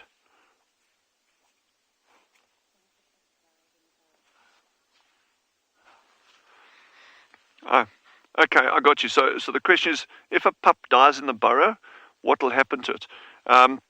Good question, and I really don't have an answer for you on that. Yeah, I'm assuming it would just probably get filled up with sand, or they just would even maybe move burrows. Like I say, this burrow system over here comprises about 20 individual burrow holes, some of which are linked. So you may find if there's something dead down there, because remember, it doesn't have to be a meerkat pup. It could be an old monitor lizard that goes down there and dies. Dish. It could be a mouse. It could be anything. But I think if there's something that's died down a burrow and it's not fresh, they'll probably just change burrows. I can't see them just spending time down a burrow like that, because there's the other side of it, is that anything that's dead down a burrow could potentially bring in scavengers or other predators that the meerkats would really want to avoid.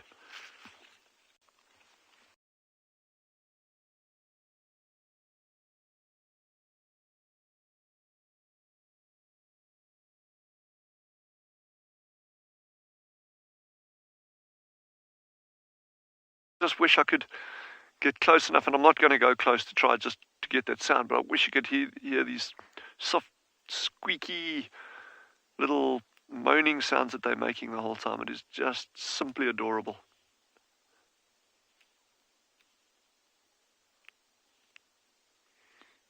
I don't like trying to imitate animal sounds, especially when I'm in such close proximity to them like this, because it's just, you don't want to do anything that could alter their behavior in any way. And that's the key thing with this habituation, is that we are just impartial observers. We just hear, and that extends as far as the fact is, if we even found that other pup, let's say we walking along, we find that pup, we would just leave it exactly where it is. We would not interfere in any way.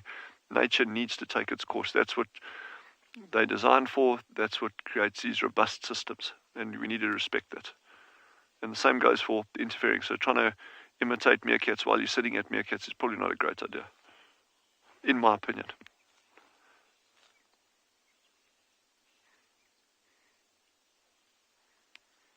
And also, our presence like this, it's so low-key. It's a couple of hours a day.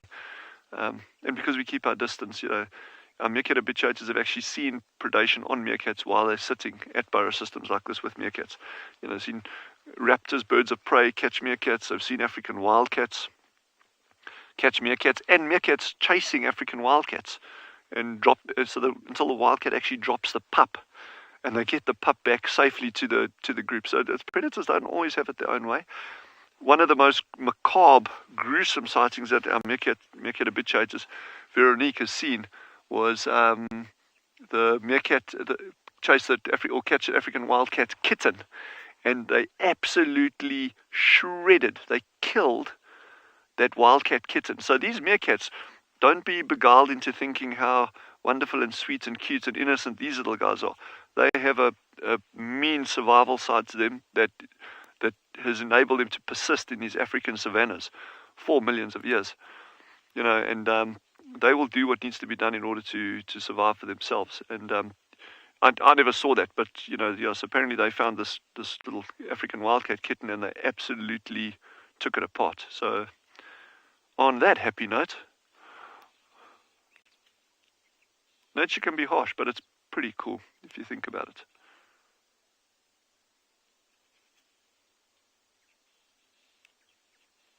So they're having a good time now in terms of lack of reptilian predators like monitor lizards, snakes, these kind of things. This whole Rikki Tikki Tavi thing from the Jungle Book, or Rudyard Kipling's writing. Yes, they'll go after snakes and they'll certainly kill smaller snakes.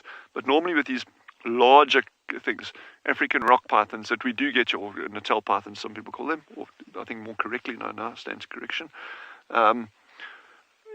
Puff adders, which is a kind of viper, these things will predate on meerkats, especially on pups. But those larger snakes or large individuals of those, it's seldom that these meerkats will actually kill them, but they will mob them. They will actually physically try to bite the snake on the tail, obviously and do their best to avoid getting bitten at the same time. But this time of the year now, with these cold temperatures, they really don't have too much to worry about in terms of attack from or the threat of predation from the reptilian front. But birds of prey, ooh la la, they will snaffle a meerkat if they get half a chance. And I think I need to try and find over the coming weeks, try and find out where these goshawks are going to start nesting.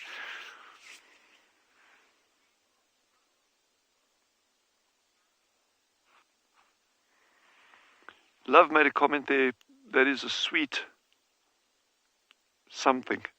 Sorry, I didn't get that. But I'm sure whatever you're saying is very sweet. I mean, if it had anything to do with meerkats, it would be sweet. That is a sweet space, I think. Face, face. Yes, my hearing is dismal, to say the least. My word. It is a sweet face. Geez, I need hearing aids.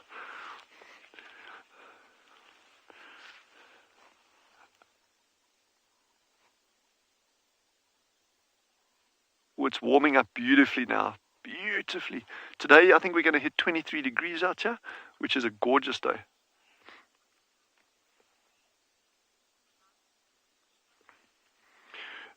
Anushka has just asked, will the pups stay with this group for life? Okay, so that's a really interesting question in terms of their social ecology of these species. So there's a very good chance there's a number that will stay, but what happens is as these groups start getting larger, and we're looking at it in our particular area of the Kalahari. Remember the Kalahari, when we talk about the Kalahari, this is a massive expanse, and Swallow is just a portion of that. Excuse me, it extends right up through Botswana, areas in Namibia, when we're talking about the Kalahari South, these semi-arid areas. In our area of the Kalahari, which is not by any means representative of the entire area, but in our area, these meerkat groups, you're looking at about 6, 7, 8 as the kind of average group size. Some groups do get larger. We've had 22, 23 individuals. I do know areas relatively close by to us where they're getting groups of over 40 individuals. But what you start finding, the moment the groups get to those kind of sizes, they start splitting up. And that is really a function of the habitat. So you can get these breakaway males, occasionally the females, you'll get breakaway of these females as well. And they can actually go off and found their own colonies. Normally they will try join up with another existing group. Those of you who have been with us, remember the horses, that little group of 4. You can get, let's say these pups grow up, 2 of them or 1 of them or 3 of them could actually move off and potentially even try join up with another group like that. That would normally be the males, but in larger groups your females do break away as well. They can also create completely new colonies. If you had a couple of dispersal males from one group meeting up with dispersal females from another group and creating a colony like that as well. So there's different ways, but that's a good question, Anushka, and there's a very strong likelihood that one or two of these youngsters, if they were all to survive to adulthood, would probably break away from the group at some point.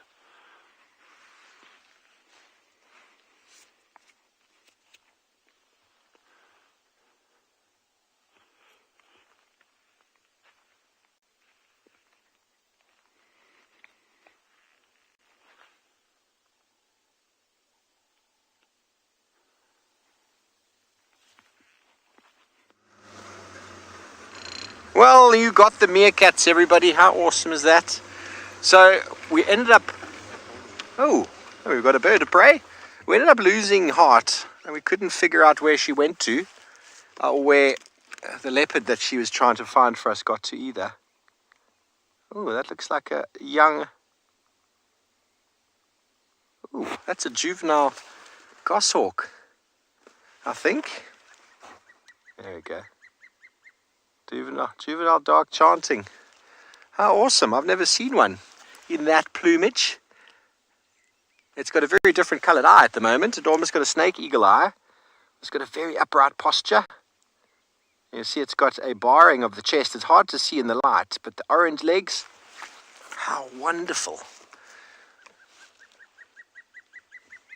That is the call of the goshawk. He's looking for mum. But we moved over to Simbambili in anticipation of picking up on the lion tracks again, and we have indeed found the lion tracks again, which is very cool. Yes, that's my first immature. And they do have a yellow eye. That's very cool. I'm going to play it very softly for you in my microphone, and you can hear.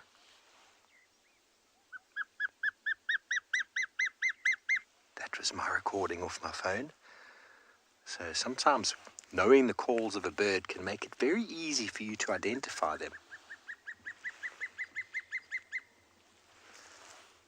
How awesome. It is honestly the first immature dark chanting I've seen. Megan, what a cool looking bird you say. It is indeed. These guys are always generally found perched. Very common, favouring very well developed tall sort of woodland. And they hunt from a perch. They'll sit there and wait for something to move before going after it. Small mammals, birds, even go for birds the size of a guinea fowl. So it's a very common habit of them. There he flies. Ah, wonderful. And off he goes. Okay, so we're coming past Simbambili Dam just a moment ago. We found lion tracks coming in from, we didn't find them at the gate, but they looped around towards Cindy's Dam, and they came, I figured, let's just check Simbambili. They probably came along the fence, and they've been coming along this fire break. They went to the dam, and now they're heading this way into this thicket over here. So we're going to keep trying, see if they come out into the open area of Simbambili. Otherwise, we might find them on a buffalo.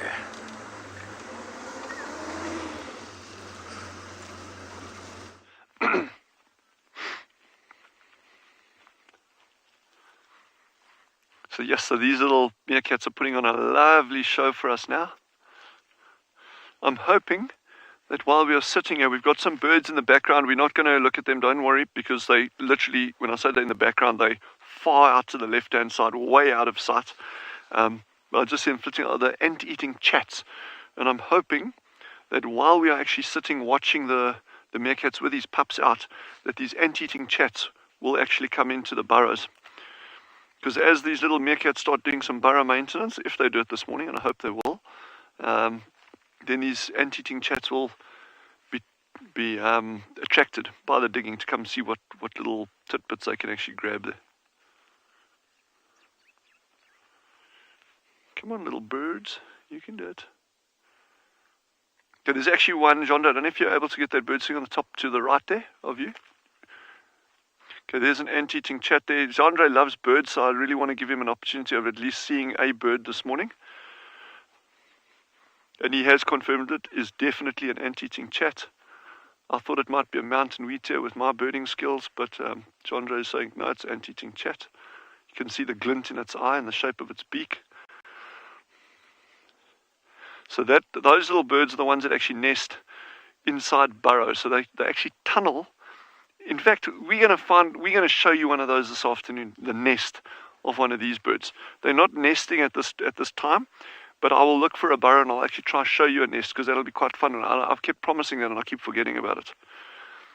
So those little birds are going to be coming down, popping down to where these meerkats are now. So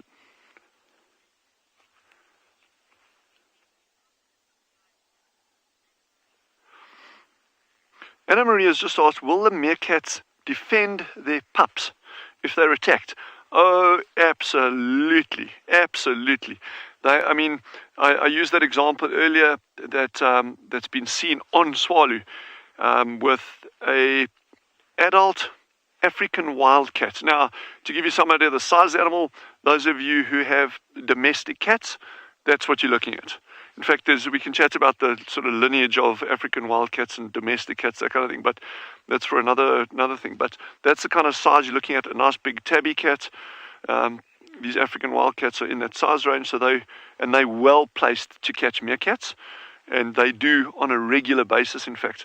But it's actually been seen on Swalu, an African wildcat waiting at a burrow, running in, snatching a pup, grabbing a pup, and then running off with it. And then the entire meerkat colony, or the family, chased after this African wildcat like crazy. The cat actually got such a fright that it dropped the pup. And the pup actually made it back to the group. They will for sure defend their pup.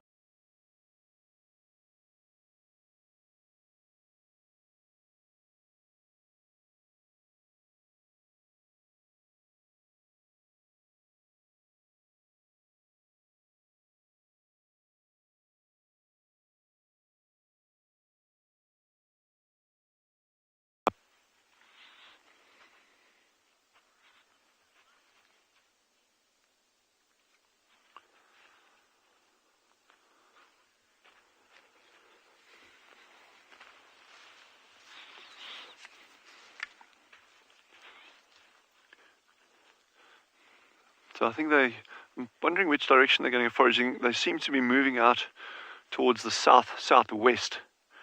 So it'll be interesting to see if they actually continue out in that direction. And I'm still seeing, it's 4 pups that I'm seeing, eh? Yeah, still 4. So it seems that there is definitely one MIA.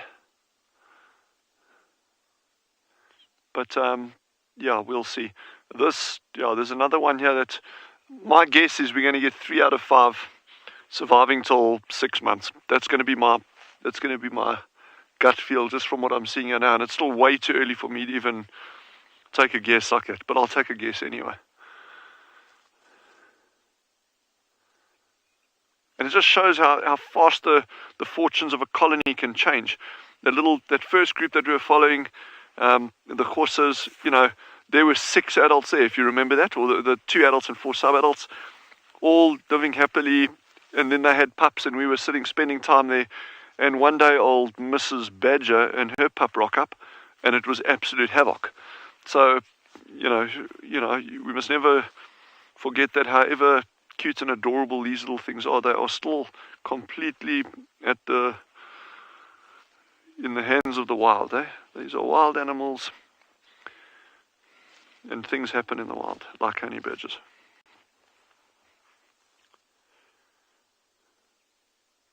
One bird I haven't seen around for a couple of weeks is martial eagle.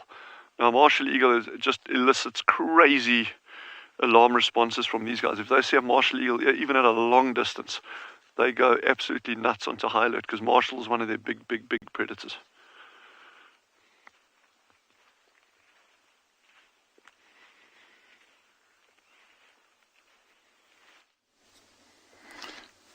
We've just got this zebra crossing the road, or really just on the road, actually, not really crossing it. And it's the last one of the group that we saw.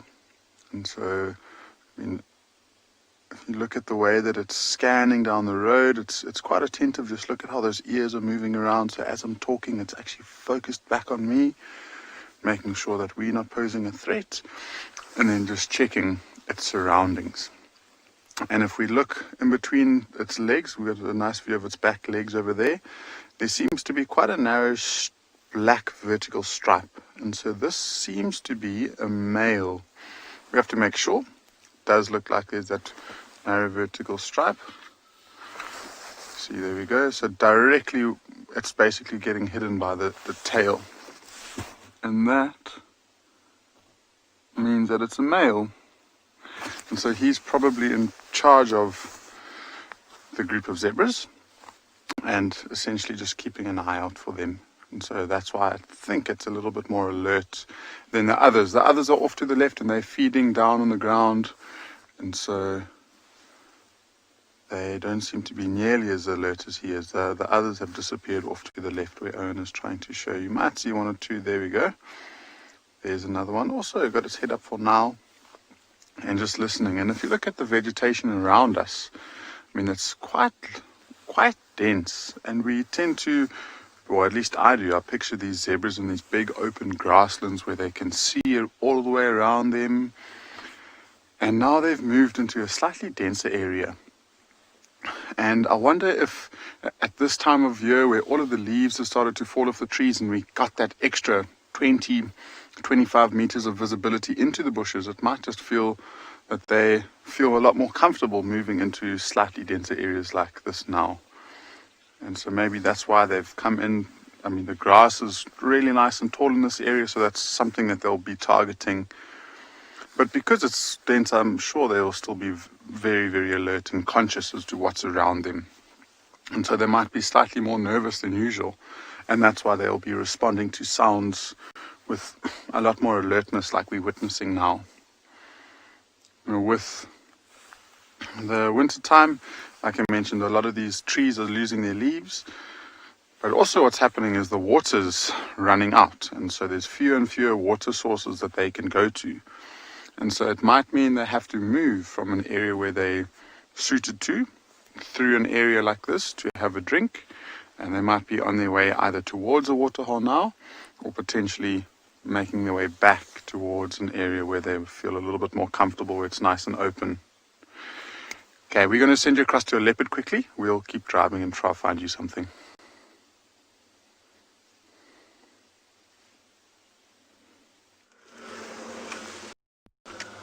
Thank you, everyone. We found a cat, and she's not 100% relaxed.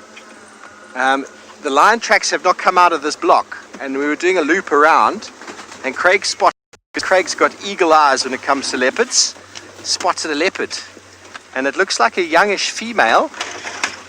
I don't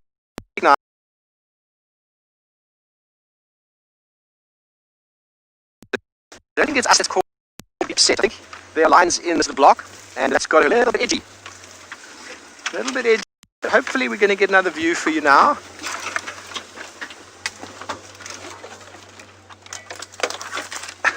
If I don't get caught on the tree. Do you see her, Craigie? Tell me if you can frame her behind the stump. Okay, so she's calming down a bit. She's a very pretty little female. I looked at her face, did not look like Saseka to me. I've never seen Kara before. Kara is Shadulu's cub.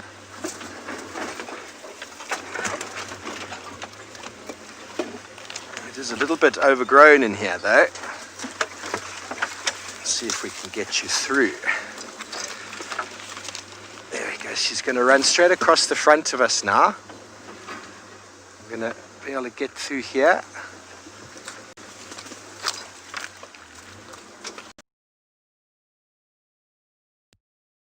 Straight in over here.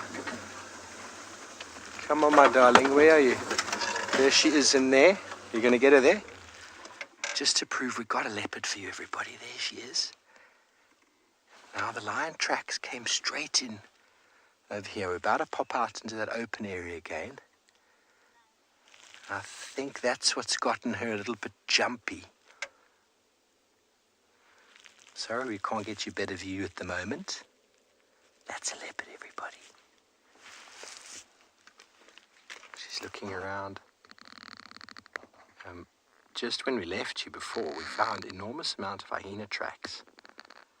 And it's very possible that the lions have actually made a kill somewhere in this block. We don't have them coming out. Okay, she's moving on a bit. She's going towards the open, which is going to be good. I'm going to move up a little bit for you. And hopefully we get a shot so that you wonderful viewers out there can give me another ID today.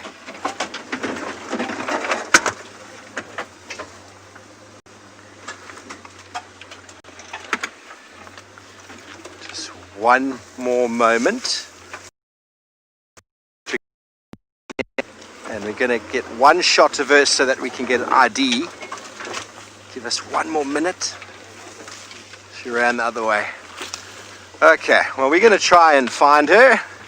Try and get her on camera for you. She's not being very accommodating today, but that's okay, everyone. She is a wild animal.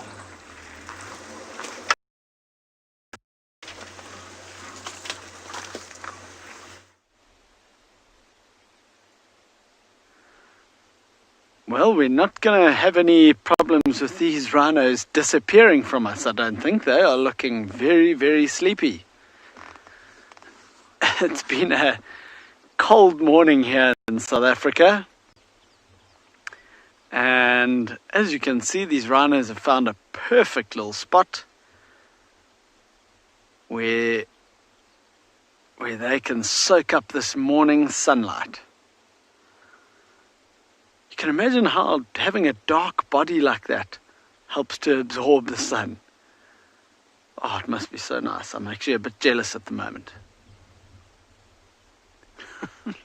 That one on the left is like, saw his buddy lie down, and then he's still deciding whether or not he wants to lie down. So far, he's just sitting like a dog, just with his back feet down and his front feet still up. That's crazy.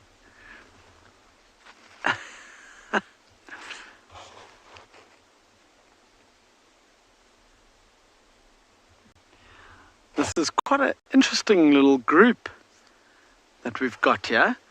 It looks like 3 young male rhinos.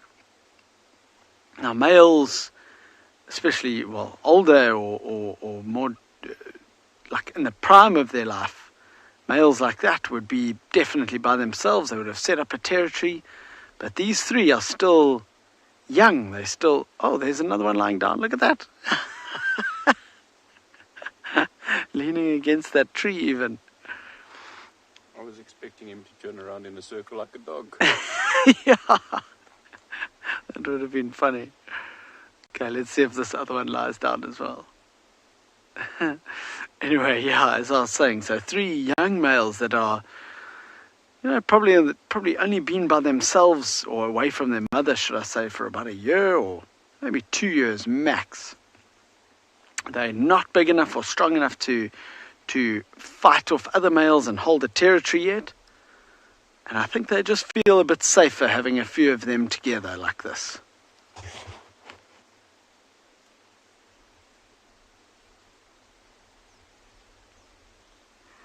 Look at that formation they're lying in as well. They're almost covering all their bases. They've one rhino pointing in each direction, making sure that there's no predators coming to sneak up on them or anything like that.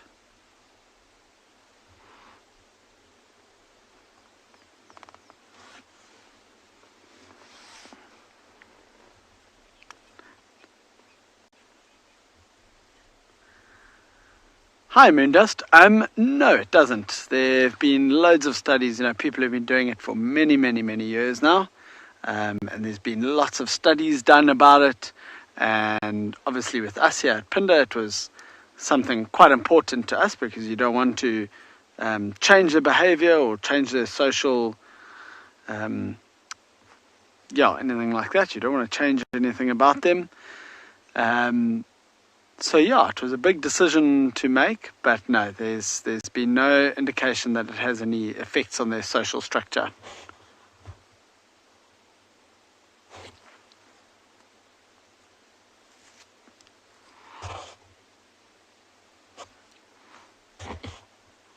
We had quite a good idea coming out to these grasslands today. We had quite a good feeling that we had found some rhinos.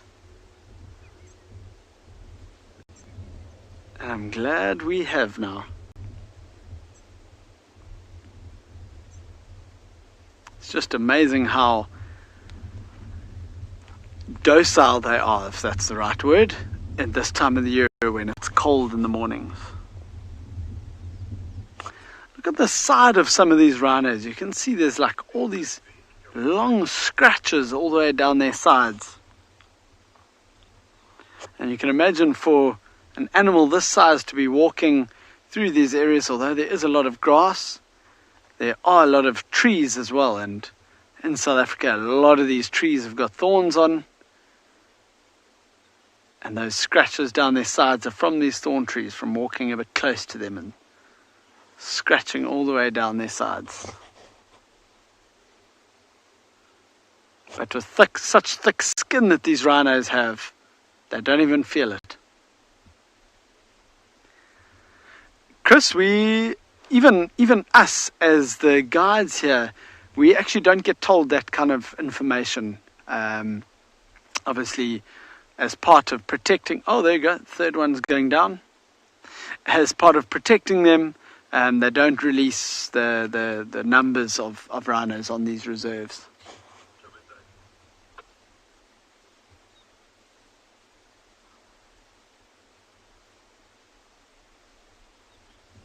Look at that, all three of them lying down now. I think if you had to drive past here now and just have a glance down there, you'd probably just think it's a few rocks.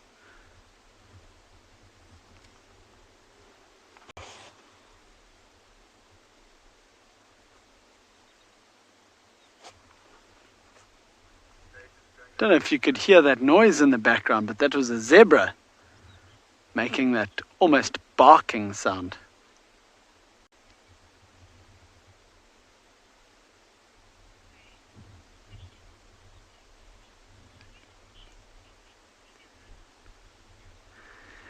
Procedure, it's very tough.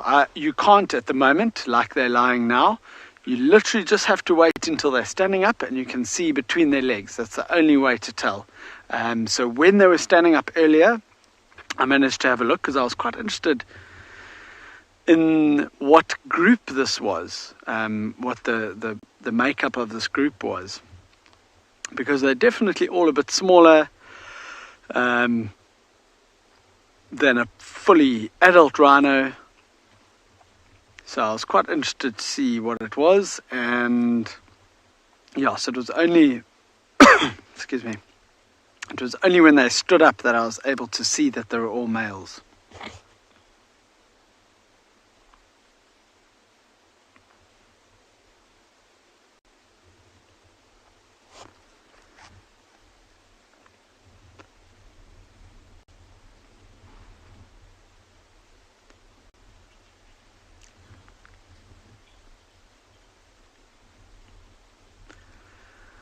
With it being a nice cold day today, definitely for the next half an hour or even an hour until the sun really warms this area up, I think these rhinos are going to stay where they are, just resting and sleeping.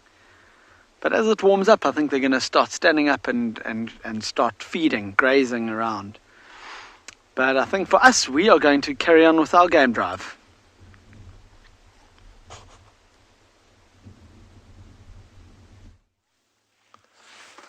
Everybody, we've managed to find this cat again.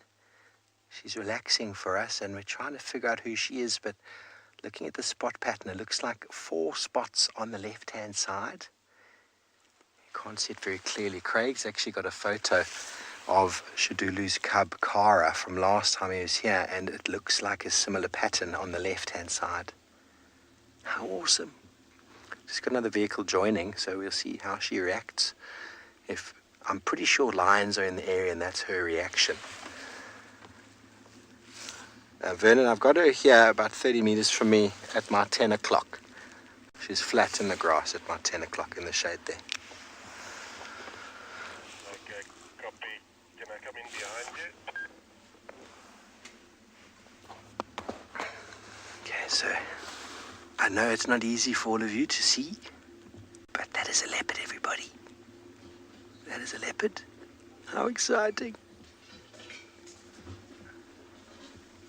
Now she kept moving away from us. It was quite thick bush though, so we did have to move a few branches as possible. If she hasn't been seen in a while, if it is Shadulu's cub, still quite young, born in December, I believe, of the year before last, and hasn't maybe been tracked by too many people in the last little while. So, you know, they tend to lose a little bit of habituation. But then at the same time, I'm pretty sure lions have come into this area, and I haven't seen them pop out yet. So maybe we might be lucky to find those 3-4 Nkuhuma lionesses as well, somewhere in this area.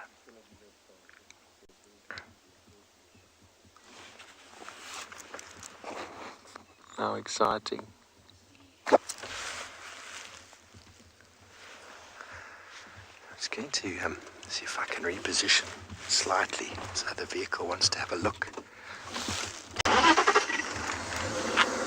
Just watch how she behaves. I think she'll be okay now. You okay, Craigie? Just go to this gap over here. How's that? Can't see her, eh? Just behind the bush. Just reposition slightly. Tell me when.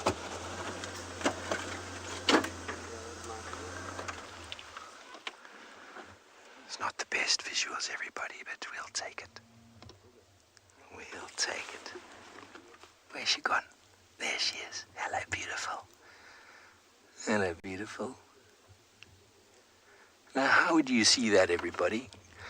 Just goes to show you the experience Craig's got sitting on the back spotting cats. Now you can see she's relaxing a bit. I'm pretty sure something got her up. I mean, we didn't check the entire block, so it's possible that lions have crossed out a little bit further to our right-hand side now, because we were on our way around to complete the loop. But with the hyena activity, lions in the area, suddenly this big noisy vehicle, a young leopard, they can be a little bit sort of, needing to find cover and just moving away to a more safe place. We are truly blessed. This is almost certainly for me a leopard I have not seen before.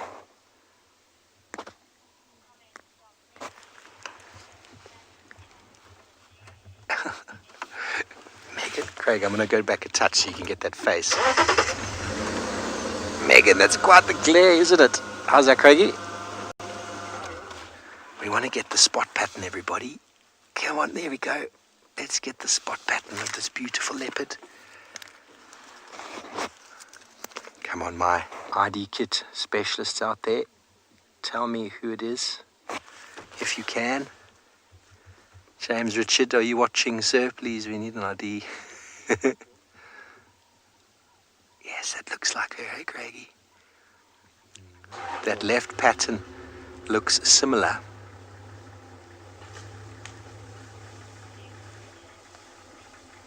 James Richard reckons it might be Cara.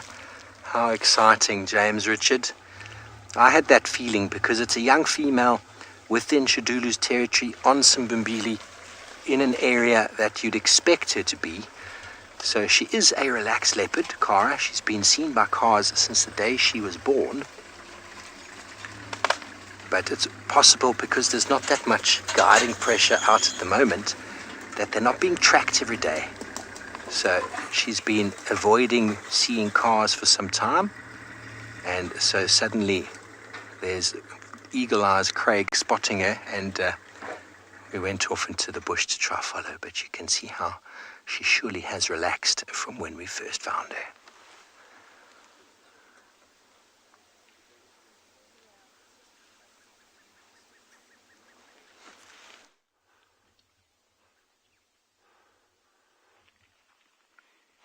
So 2 of the group have already gone out foraging, but what was really interesting just now, about 3-4 minutes ago, they gave this sharp alarm call, and then the four that were remaining at the burrow with the pups are like all bolted right down to the edge of the burrow and then went underground, and they're just starting to appear again now.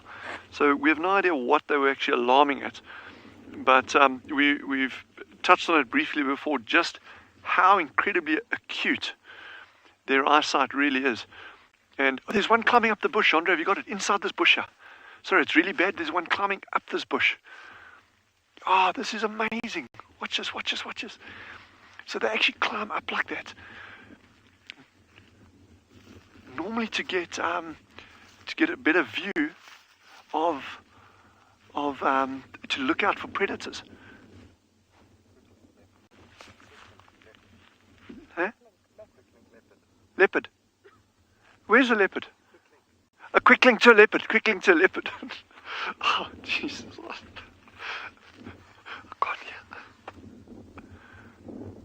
Okay, so now we got a meerkat climbing a tree.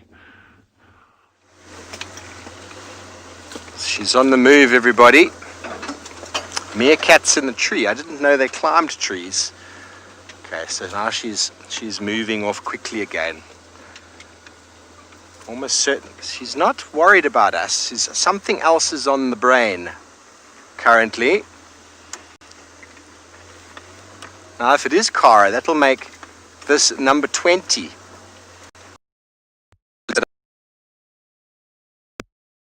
Well, I suppose it doesn't count as Juma, does it? Incredible, though, how many leopards we can encounter out here. And I'm sorry I have to be moving now. While we try catch up with her, let's send you back over to the west.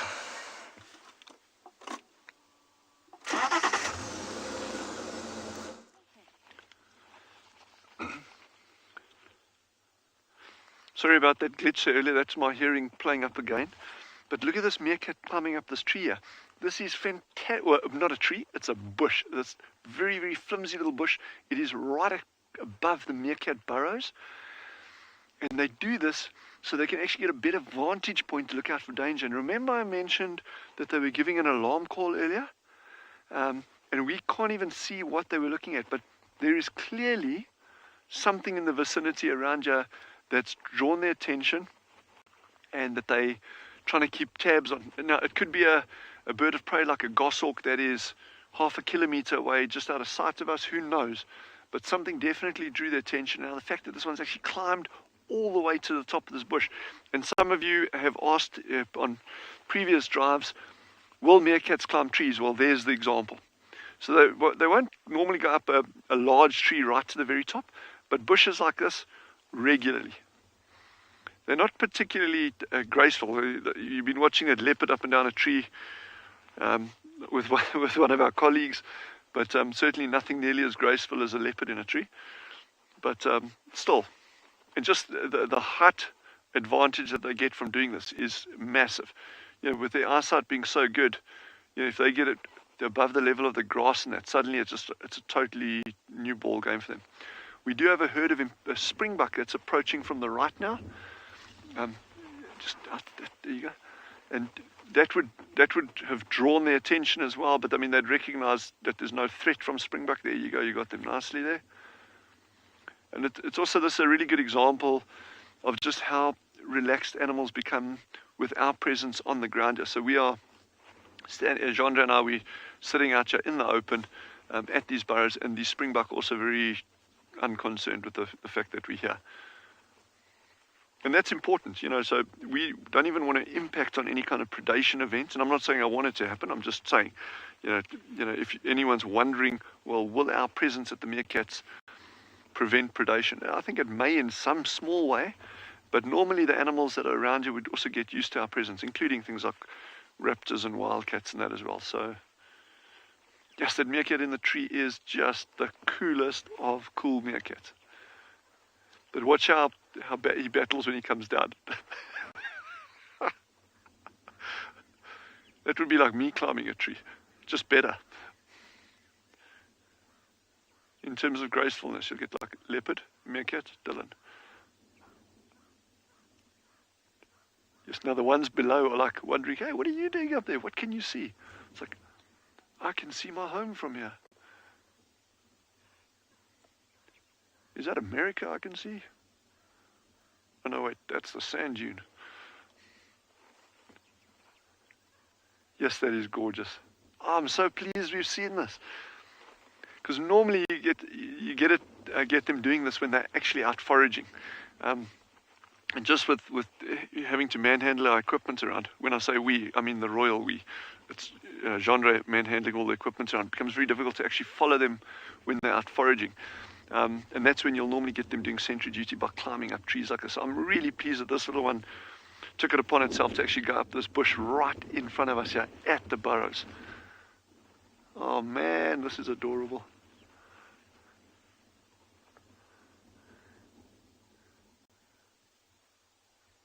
And you know, they don't have protractile claws, so their claws are out the entire time. The claws on the front feet are really long, 2.5 centimeters. The claws on the back feet are much, much shorter because they don't need them for digging, whereas the claws on the front feet are used for digging. So whereas a leopard has got protractile claws, which enables it to like grip onto a tree properly and go up these like vertical trunks, even carrying large prey items, these guys are not nearly as adept as, or as well adapted for climbing up and down trees as true cats are.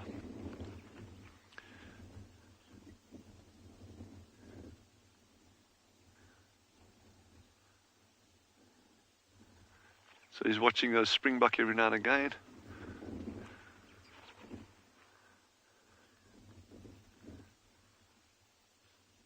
Oh, this is a fantastic sighting, sure.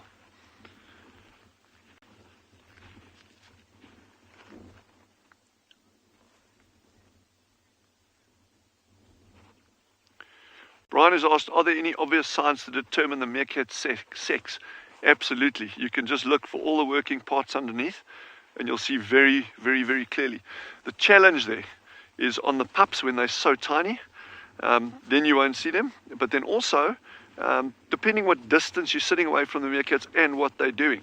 So my binocular is actually sitting on the other side of the, in fact, on the other side of the bush to where the meerkat is sitting in the tree.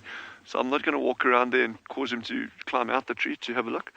But yeah, if you've got a pair of binoculars from here, you'll say very quickly. So yes, I'm saying here, it may be a she.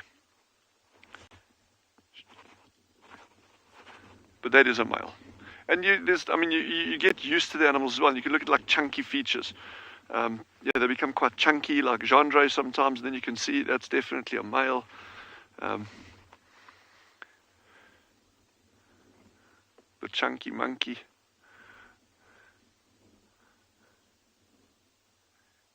Well, I'm so chuffed we saw that. That's lovely behavior to watch.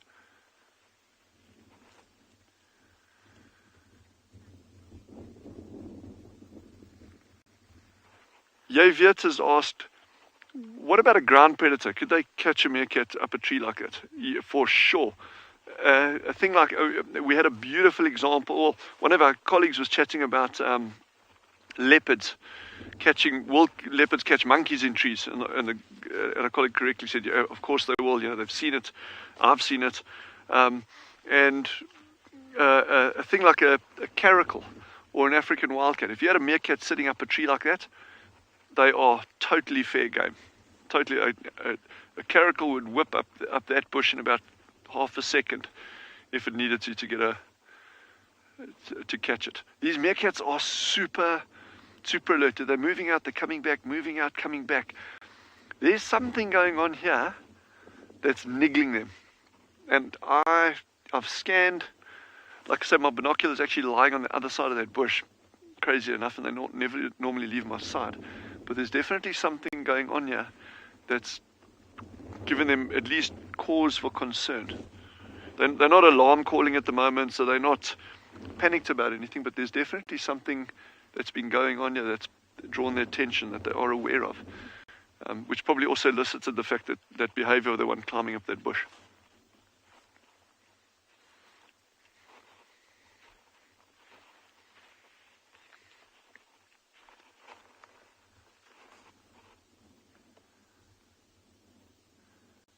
So it's interesting to see that they're actually taking these little ones out foraging every single day now.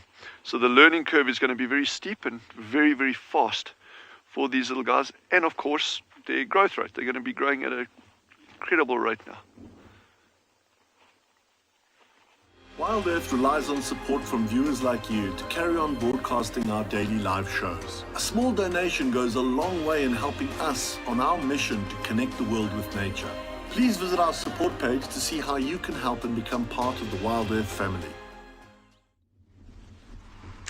Alright, so we actually didn't go anywhere because, as we said that, these rhinos actually got up and started moving around a little bit. So we decided to stay and see what happens here. One of them seems to have drifted off to the right a little bit, but the other two are still sticking pretty close together. But I think they've all realized, right, it's warming up now, maybe they're getting a bit hungry, and it's time to start moving. One of them was eating a few minutes ago, but he seems to have stopped and just standing there now. Maybe still trying to wake up a little bit. It is Sunday morning here, so I'm sure a lot of you can relate to that trying to wake up feeling.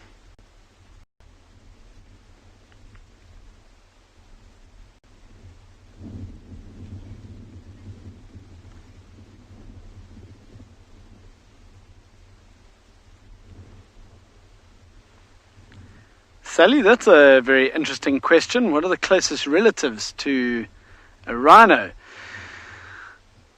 They don't really have any very close relatives. There's nothing else in the same family as these rhinos.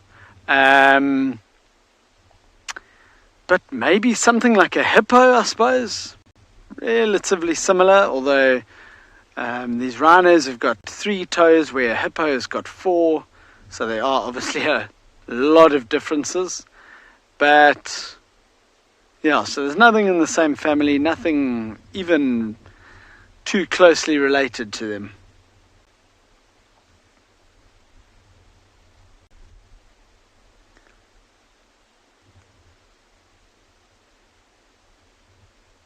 Oh, there's actually a big herd of zebra and wildebeest up on the hillside. See up there.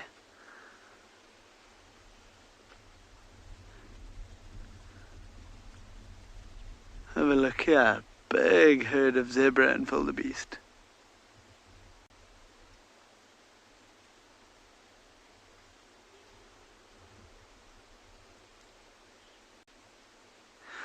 Sugar, but it probably indirectly does help with injuries when they're fighting, but it's not why we do it. But yeah, I'm sure it definitely will help. Will help when they're fighting to maybe make the injuries slightly less. But they're still a really huge and really strong animal, and could still do a bit of damage to each other. But I guess with the horn not being razor sharp, it might help to have a few less deaths from fighting.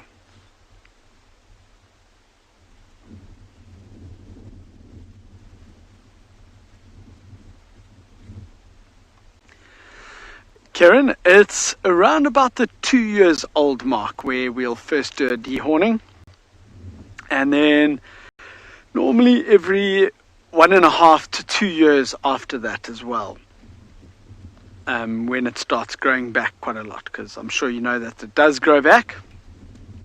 So yeah, it's about every 1.5 to 2 years after that it'll get trimmed again.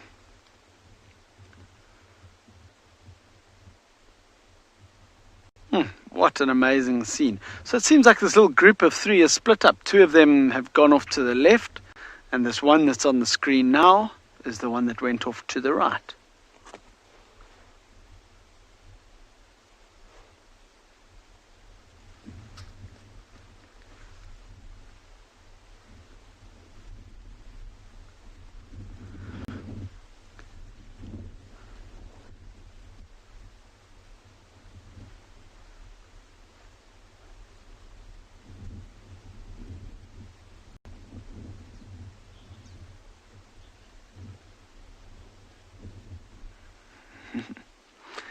The striped horse, even a rhino with these like short little legs and weighing about, I mean, a young male like this must weigh in the region of about 1.5 tons. And even with all of that, they can still run at about 40 kilometers an hour, which is pretty fast. There's no way I would be outrunning him, that's for sure.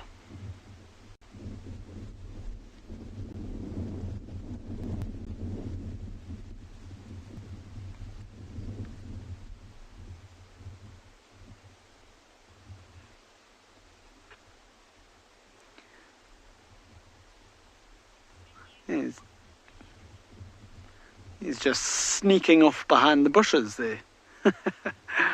Well, as I said a bit earlier, these rhinos are going to start getting up and moving off and grazing, and I think that's exactly what's happened now.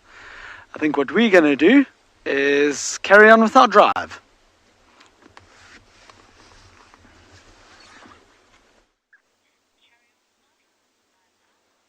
Well, how wonderful is it to see rhinos? Fantastic. We've managed to catch up with our female leopard who feels like she's invisible now. She's moved away a bit further from where we first had her. I think maybe she's now feeling a bit more comfortable with the fact that the lion presence or smell isn't too close. Lying up in the long grass where she feels her camouflage is impeccable, and as you can see it is. And Werner from Arethusa got in on the other side when we saw where she went to, and he called us in, and it took us about 30 seconds to a minute to see her there.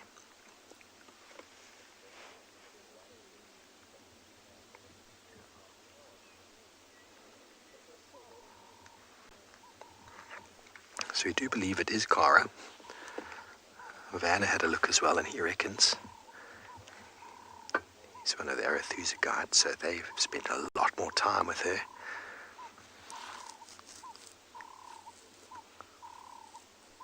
She was named Cara by one of the Arethusa guides, Ryan, who left to move back to Johannesburg. Normally it's leopards are named by guides in the local area, quite often related to where they were found first. So who gets to name them generally?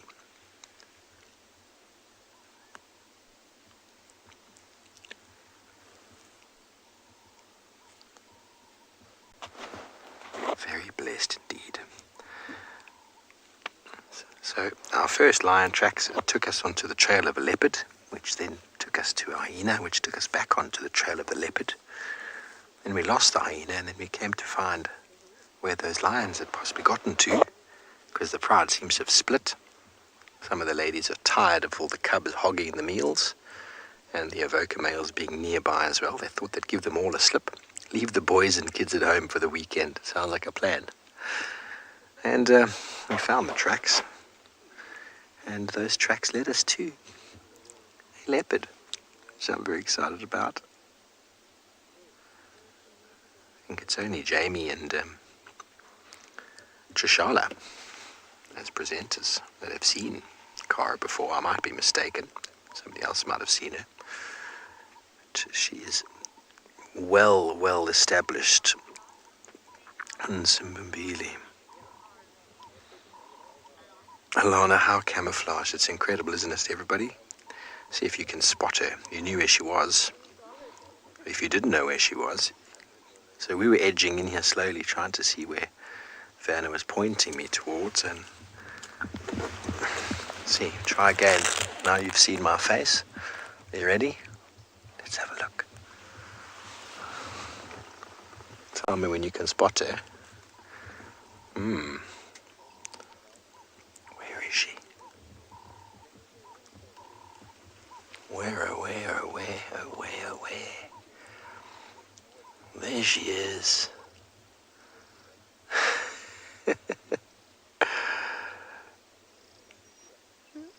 Incredible, isn't it, everybody? And when Craig spotted her, he said, he just went leopard. I love that sound from the camops. When they go leopard, I don't really care where it is or who it is. That sound from a camops always comes through. Senzo used to do it as well, but with his accent it would be leopard. I'd always get very excited. Craig went leopard, my foot hit the brake. I said, where? I put my left hand down to try and see her. And he said, there, she's looking right at you. And it took me, how long did it take me, Craig? 20 seconds to see her, maybe? Craig is a bit higher up than me, and I am doing lots more while we're driving, you see. But the benefit of having good eyes on the back is very important. Very important. As James Hendry said a little while ago, it's remarkable possibly how many of these cats we do drive past. Hello, Bean. You going for that old adage, a leopard changing its spots? I don't think it's possible. I think that old adage is to mean or to describe something that's almost impossible. A leopard does not change its spots. If anything, it grows into the spots. It's born with a body of spots, and slowly those spots push out from each other, and then you get gaps. Start getting that golden color in between, or the bronze.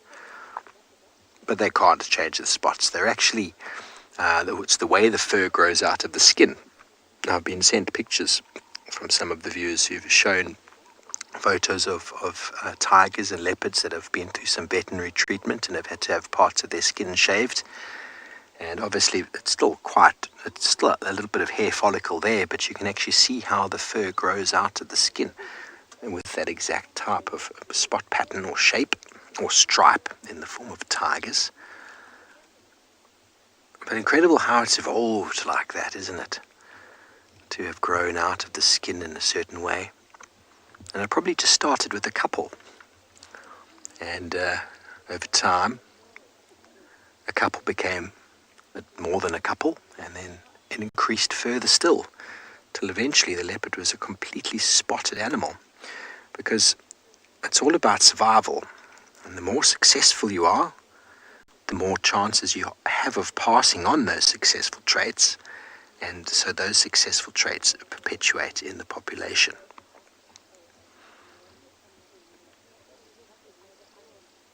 And it starts becoming the dominant genetic trait. Eventually, over time, it seems to become quite normal. These things do happen over a long period of time, everybody. And there's evidence of where lions and leopards possibly once were connected.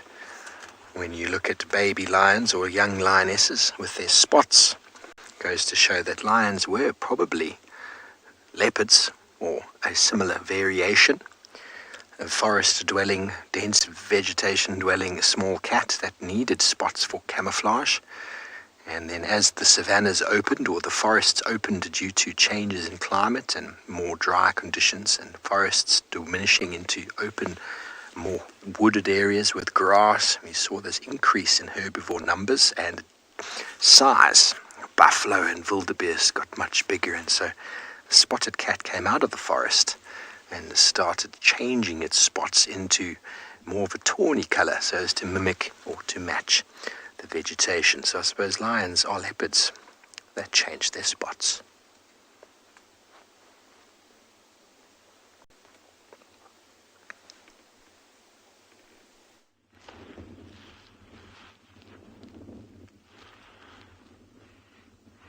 So the two adults that had actually moved off foraging came back just after all that weird little bit of alarming and nervousness was going on over there. So, and we've scanned the area, still can't figure out what it was they were actually alarming at.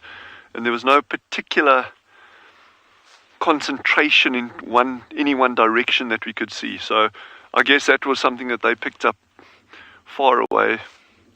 But it just shows how alert they are. I mean, these little animals are sharp as razors. And it's so cute. So these pups are starting to try and dig. It's like, yeah, they're learning. They're getting there. Slowly but surely. But they're going to grow so fast now. Because now they're just getting like this really high quality food. You know, lots of protein. Pretty much all protein, in fact. And I mentioned before on that, you know, they are classed as carnivores. But I've actually seen them eating flowers. Like, as in not like biting or nibbling on them, actually physically eating the entire flower at this age. So just after our first rains, if we get our first rains, get a good rainfall event, let's say 20 mils or more, you get these carpets of yellow flowers called devil's thorn, tribulus, that cover these areas, and as far as you can see, it's just like fields of yellow. And these flowers, very, very, very delicate little things, but these meerkat pups will gobble those up as well. And again, coming back to what we spoke about yesterday, so whatever you read in books, that's just a point on a graph of research or work or observations that have been made in a particular area at a particular point in time. It doesn't necessarily hold true for what a species will be doing in other areas. So there's going to be a lot of begging going on with these little guys as well. So when they start moving like this now as well, so if one of the adults is digging up something or finds a prey item, these little ones are going to pop over, and normally they'll just relinquish that prey item to the youngsters.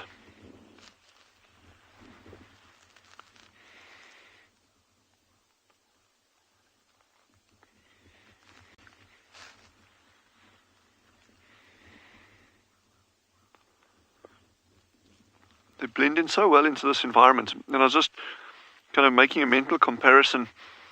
Those of you who were with us the other day, we got those 2 meerkats sitting up on the little mound in another area with all that dense grass around them. Completely different environment to where these meerkats are. These meerkats got a much more open area. Obviously their visibility is much better in an area like this. But also, the other side of that is, well, predators can see them a lot more easily.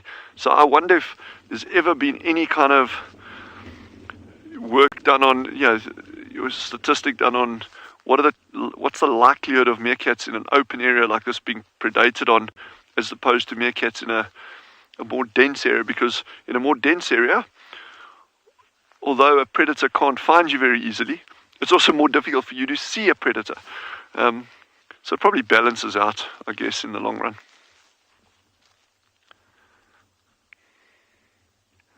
So they're spending a lot of time at the burrows this morning. Very interesting. So Laura just asked, are meerkats and squirrels related? No, they are not related. Completely different animals. These little guys are actually part of the mongoose group. So these are true mongoose. We don't call them a meerkat mongoose. It's just a meerkat, or a suricate is the other name, suricate. That's actually the correct name. Squirrels are completely different. And talking about feeding behavior and the differences, so there's another nice example. So squirrels, again, are traditionally seen as herbivores. So they're eating nuts, and they'll dig out, like our squirrels here, which are ground squirrels, Cape ground squirrels. They'll be digging out grass roots, seeds, that kind of stuff. But I've seen, and in fact I've got lovely photographs, well, I don't know about how lovely they are, but I've got photographs of meerkats actually, squirrels actually eating lizards. Old dry lizards. So they found this lizard, they pulled it out of one of their burrows, but they were actually sitting there eating this lizard. So there's an example of saying, well, yeah, meerkats are carnivores, but they will also go for other things as well, and vice versa with squirrels.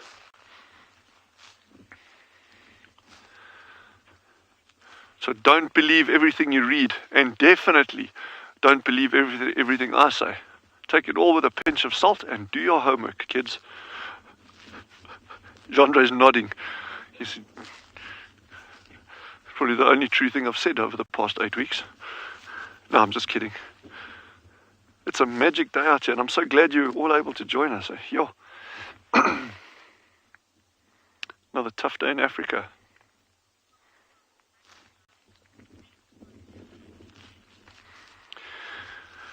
Butterfly says, thank you for a magical drive. I really appreciate that. And for me, and I know for Jandre as well, and all of our colleagues, and the whole industry, I mean, it means a huge amount that you're all following us and joining us on these drives. It's very special that we can share this with you, and I say that from the depths of my heart. I mean, it's a real privilege for us to be able to share this all with you.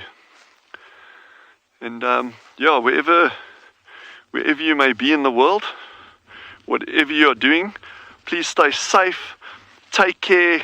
We look forward to joining you again this afternoon, and have an awesome day further. Cheerio.